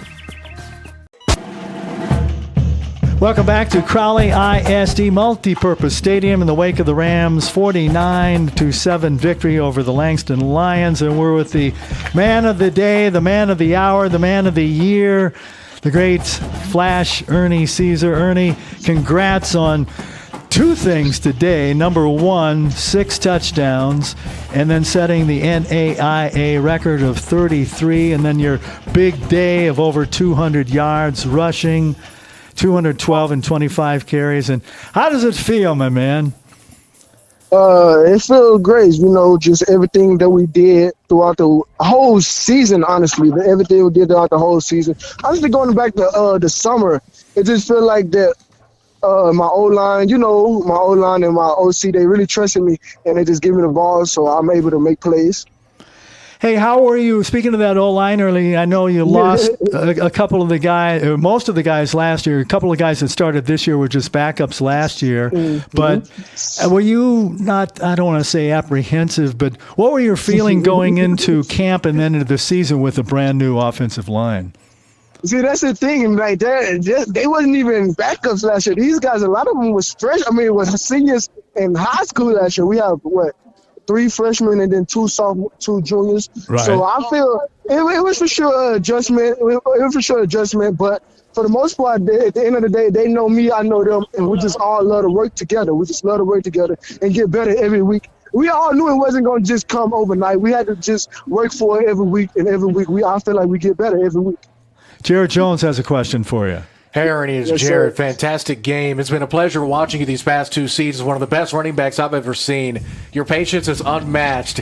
We can hear you slightly getting emotional. We saw on the Jumbotron after you got the record, they were absolutely ecstatic about your accomplishments. How has their support helped you both on and off the field?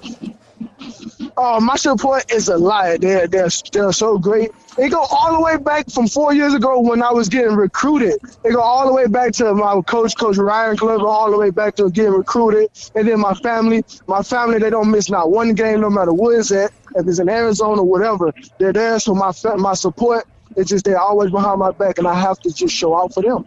Now, Ernie, did you know about the record prior to it being announced over the PA system? See, I honestly didn't. And I don't. I was just in that mode, and I honestly don't be hearing a lot of stuff that be going on. And my teammates, they just kept telling me, like, congratulations. I'm like, why do y'all keep telling me congratulations? I'm not trying to be that guy, but this kind of normal this year, right, y'all? They're like, nah. That's like, nah, you have the record or whatever. I'm like, oh, wow, that's cool. Thank y'all. Well, thank y'all.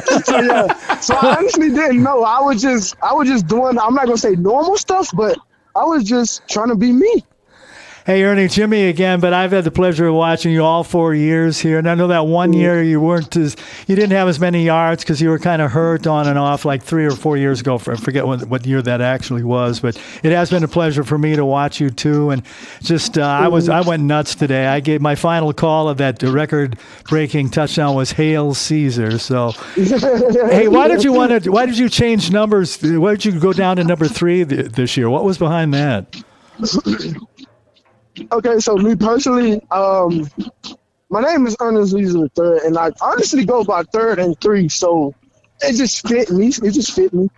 Good. Perfect. Fit me. Perfect. I really wanted this number last year, but that's a story for another time, I guess. Right, exactly. And it couldn't have come at a time any sooner with all those touchdowns and stuff. Going back to the start of the season, did you ever think you'd set the NAIA record for touchdowns running this year? I honestly never once thought about the whole NAIA record. I never once thought about that.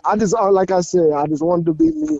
But, no, sir. To answer your question, I never once thought about breaking a whole, no, sir. Hey, I think I remember once in your bio that your favorite player was Zeke Elliott. Is Zeke still your favorite player?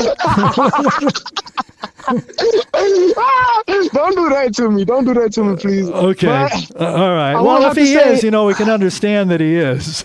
So I just want to say, I'm gonna answer that. Yeah, the thing about me, I'm a very loyal person. If you have me, you have me. So yes, Right. he's still my favorite player. Right. I'm a very loyal person. No matter what go on, I'm have to stick with my guy. So yeah, I know he's not the best, but he's still mine. Hey, he still did a lot back in the old days, yeah, though. I remember the golden day. I remember all that. So I'm Right. straight with it. Hey, Ernie, we'll let you go. Congratulations again from Jared and myself and Antler Sports Network and from all the fans. I mean, it's been a pleasure. And go get them next week. Keep building on that record when you play Louisiana Yes, sir. Christian. Hopefully, there'll be another game back here in 2 weeks, so we'll be able to see your brilliance again. Yes, sir. I will for sure make that happen. Thank you so much. You're welcome. Thank you, Ernie. Adios, amigo. Bye. That's Ernie Caesar, our post-game guest, our player of the game with those 6 touchdowns and a record-setting 33 to set an NAIA record. Just watch him on the big board. The hair's standing up on my neck. We'll be back to wrap her up in a shake. Rams win it today, 49-7 on the Antler Sports Network.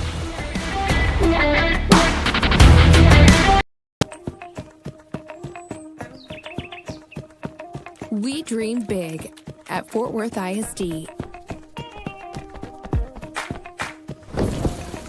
And have the academic and extracurricular programs to back it up.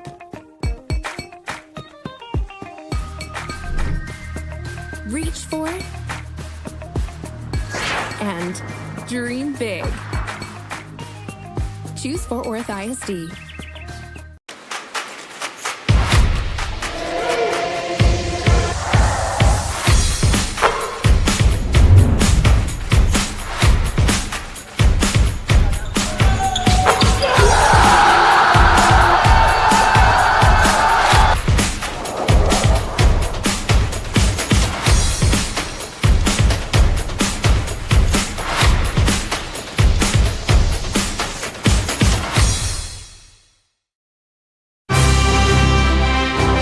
Wrapping it up from Crowley ISD Multipurpose Stadium. Jared Jones to my right. I'm Jimmy the St. Christopher. Rams win at 49-7. Ernie Caesar, 25 carries, 212 yards, 6 touchdowns. Sets the NAIA record for touchdowns in the season.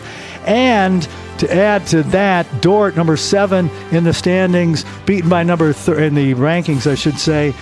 Beaten by number 13, Northwest Iowa, 3-0. Number 8, Mid-Nazarene, Kansas, Mid-America, Nazarene, Kansas gets beat by number 15, Baker, 20-14. Hopefully we'll have a game live from this stadium here in 2 weeks in the playoffs. Next week's game is in Louisiana College. We won't have that. You can follow that on rhymessports.net. For Jared Jones of Antler Sports, Ricky Dotson, James McBride, Coach Sherrod, Ernie Caesar, all the Rams, Jimmy the St. Christopher saying adios from Crowley. Have a good weekend.